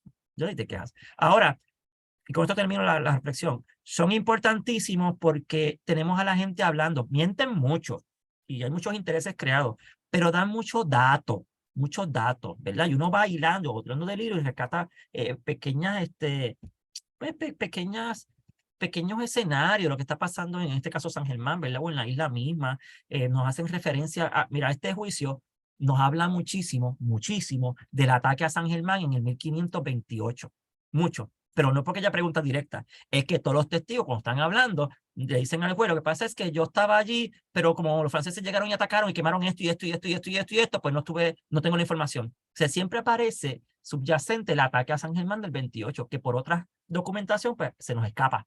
Pero aparece ahí, todas las multas que se recogen en el juicio van a parar obras públicas de San Germán para reconstruir los esteros que conectan con la iglesia de los Remedios, para reconstruir unos puentes, unas calzadas y un montón de cosas, y unos baluartes, ¿verdad? Se habla de esas cosas. Que se hicieron o no importa, o sea, nos da, ¿verdad? Un contexto bien particular. Y termino con esto. Si ustedes se fijaron en las listas que puse en pantalla, en el 1528, la crema innata, la gente más rica, más prominente de Puerto Rico, son vecinos de San Germán, no son vecinos de San Juan. El mismo de la Gama, el juez de residencia, se avecindó en San Germán. Ese fue el que se casó con una hija de Juan Ponce de León, que después se terminó por allá por Panamá, ¿verdad? O sea, estamos hablando de que uno puede reconstruir inclusive la composición social a través del juicio, pues están todos los nombres, te dan las edades, te dan la condición social, si es vecino, estante, morador, si es escribano, si es minero, si es atero, te lo da el juicio, ¿verdad? Y tú rescatas por ahí, hacer listas y listas de nombres, y tienes una panorámica, ¿verdad? De esa estratificación social de San Germán en un momento determinado. Y termino con esto. Se lo iba a enseñar, pero no se lo enseñé. Porque el juez de residencia se interesa porque los regidores imponen unas multas sobre los 3,000 maravedí, lo que yo conté, ¿verdad? Por encima de lo estipulado. Y manda a pedir, ¿verdad? Una lista de a toda la gente que obligaron a pagar el impuesto sobre el vino y la carne. Y está la lista de los vecinos de San Germán. Está la lista, la tengo transcrita, te dice el cargo que ocupa, si es regidor, si es arriero, atero, lo que sea, minero, y te dice cuánto pagó en el impuesto. No me interesa tanto el pago, es que me da la lista de los vecinos para un momento determinado en una fecha bien concreta de San Germán. Eso es oro, ¿verdad? Y más para San Germán, para reconstruir la vida de San Germeña. Es decir, los juicios son importantes por eso, ¿verdad? Por la gran cantidad de información que contienen, ¿verdad? Y otros documentos que hay dentro. Porque un juicio se construye con muchos documentos distintos. Comprobanzas, pleitos, memoriales, listas, ese tipo de cosas hacen el juicio de residencia. Aparte de las declaraciones y los testimonios. Nada, espero haber respondido a la pregunta de la persona. Gracias, Josué. Carlos, pasamos contigo. Bueno, nada, solamente me resta decir que una vez más, pues Josué ha cautivado a la audiencia, no solamente con su forma tan simple de exponer el tema, sino por la misma, por lo interesante del tema y a la misma vez la diversidad con que divide el tema en su exposición y lo separa en diferentes aspectos, donde para cada uno de ellos pues te invita a seguir investigando. Y yo ahora mismo estoy loco por irme con Josué, quedarme por allá con él 2 o 3 semanas por San Juan, caramba, ahora pudiera hacerlo. Pero quiero darle las gracias a Josué de nuevo. Excelente trabajo. Espero Gracias. que cuando empezamos esta conferencia habían casi 150 personas conectadas en vivo. Así wow. que yo estoy seguro que cuando termine cerremos aquí ahora, siempre a Pablo pues le llegan las estadísticas finales, pero qué bueno que hemos podido compartir a través de la conferencia de Josué con nuevos conocimientos para muchos, con conocimientos quizás repasados para otros, pero al final del día todos en colectivo pues haciendo historia, que es tan importante para Puerto Rico y principalmente la del lado oeste, porque cuando concatenas la del oeste con la de la otra parte de Puerto Rico, pues el antiguo partido de Puerto Rico, esa es en realidad la verdadera historia de nuestro país. Así que gracias, Josué, una vez más.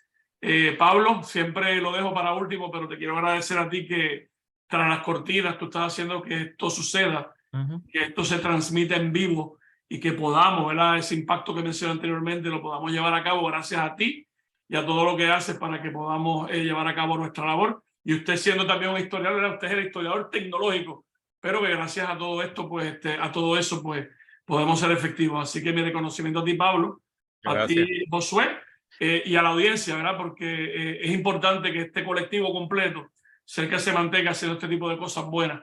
Así que buenas noches a todos. Antes que termine, Carlos, mi agradecimiento enorme, obviamente, a ti y a la Academia de Historia del Partido de San Germán por la oportunidad de participar en este ciclo de conferencias, que les recuerdo a los que están presentes, continúan. Hay todo un programa de actividades de la Academia en el marco del 450 aniversario del establecimiento de San Germán en la actual Loma de Santa Marta, así que estén pendientes, vayan a la red social, Facebook de la Academia para que se enteren de todo el programa que hasta el momento está diseñado, tanto presencial como virtual, en el marco de esa celebración. Mi agradecimiento enorme, como siempre, al Instituto de Cultura Puertorriqueña, en particular al compañero Pablo Crespo, que siempre pues saca de su tiempo para asistirnos, obviamente miembro de la Academia, en ICP y está en todas partes a la misma vez, pero Pablo, yo sé que esto es un trabajo enorme que realiza desprendidamente, así que muchas gracias y por supuesto a todos los presentes, tanto en el Zoom como en la red social Facebook que estuvieron con nosotros. Seguimos, la idea es seguir promoviendo la investigación. Gracias, Josué. La próxima actividad va a ser el 18 de marzo y va a ser en vivo en San Germán, en los altos del Museo de la Historia de San Germán, y prácticamente el doctor Luis Burset va a estar hablando sobre la vida en San Germán durante el siglo XVII. El sábado pasado hablamos del siglo XVI, ahora Burset va a exponer sobre el siglo XVII. Así que están todos invitados y la promoción saldrá próximamente. Muchas gracias a todos y buenas noches. Muchas gracias, buenas noches. Buenas noches. Hasta luego.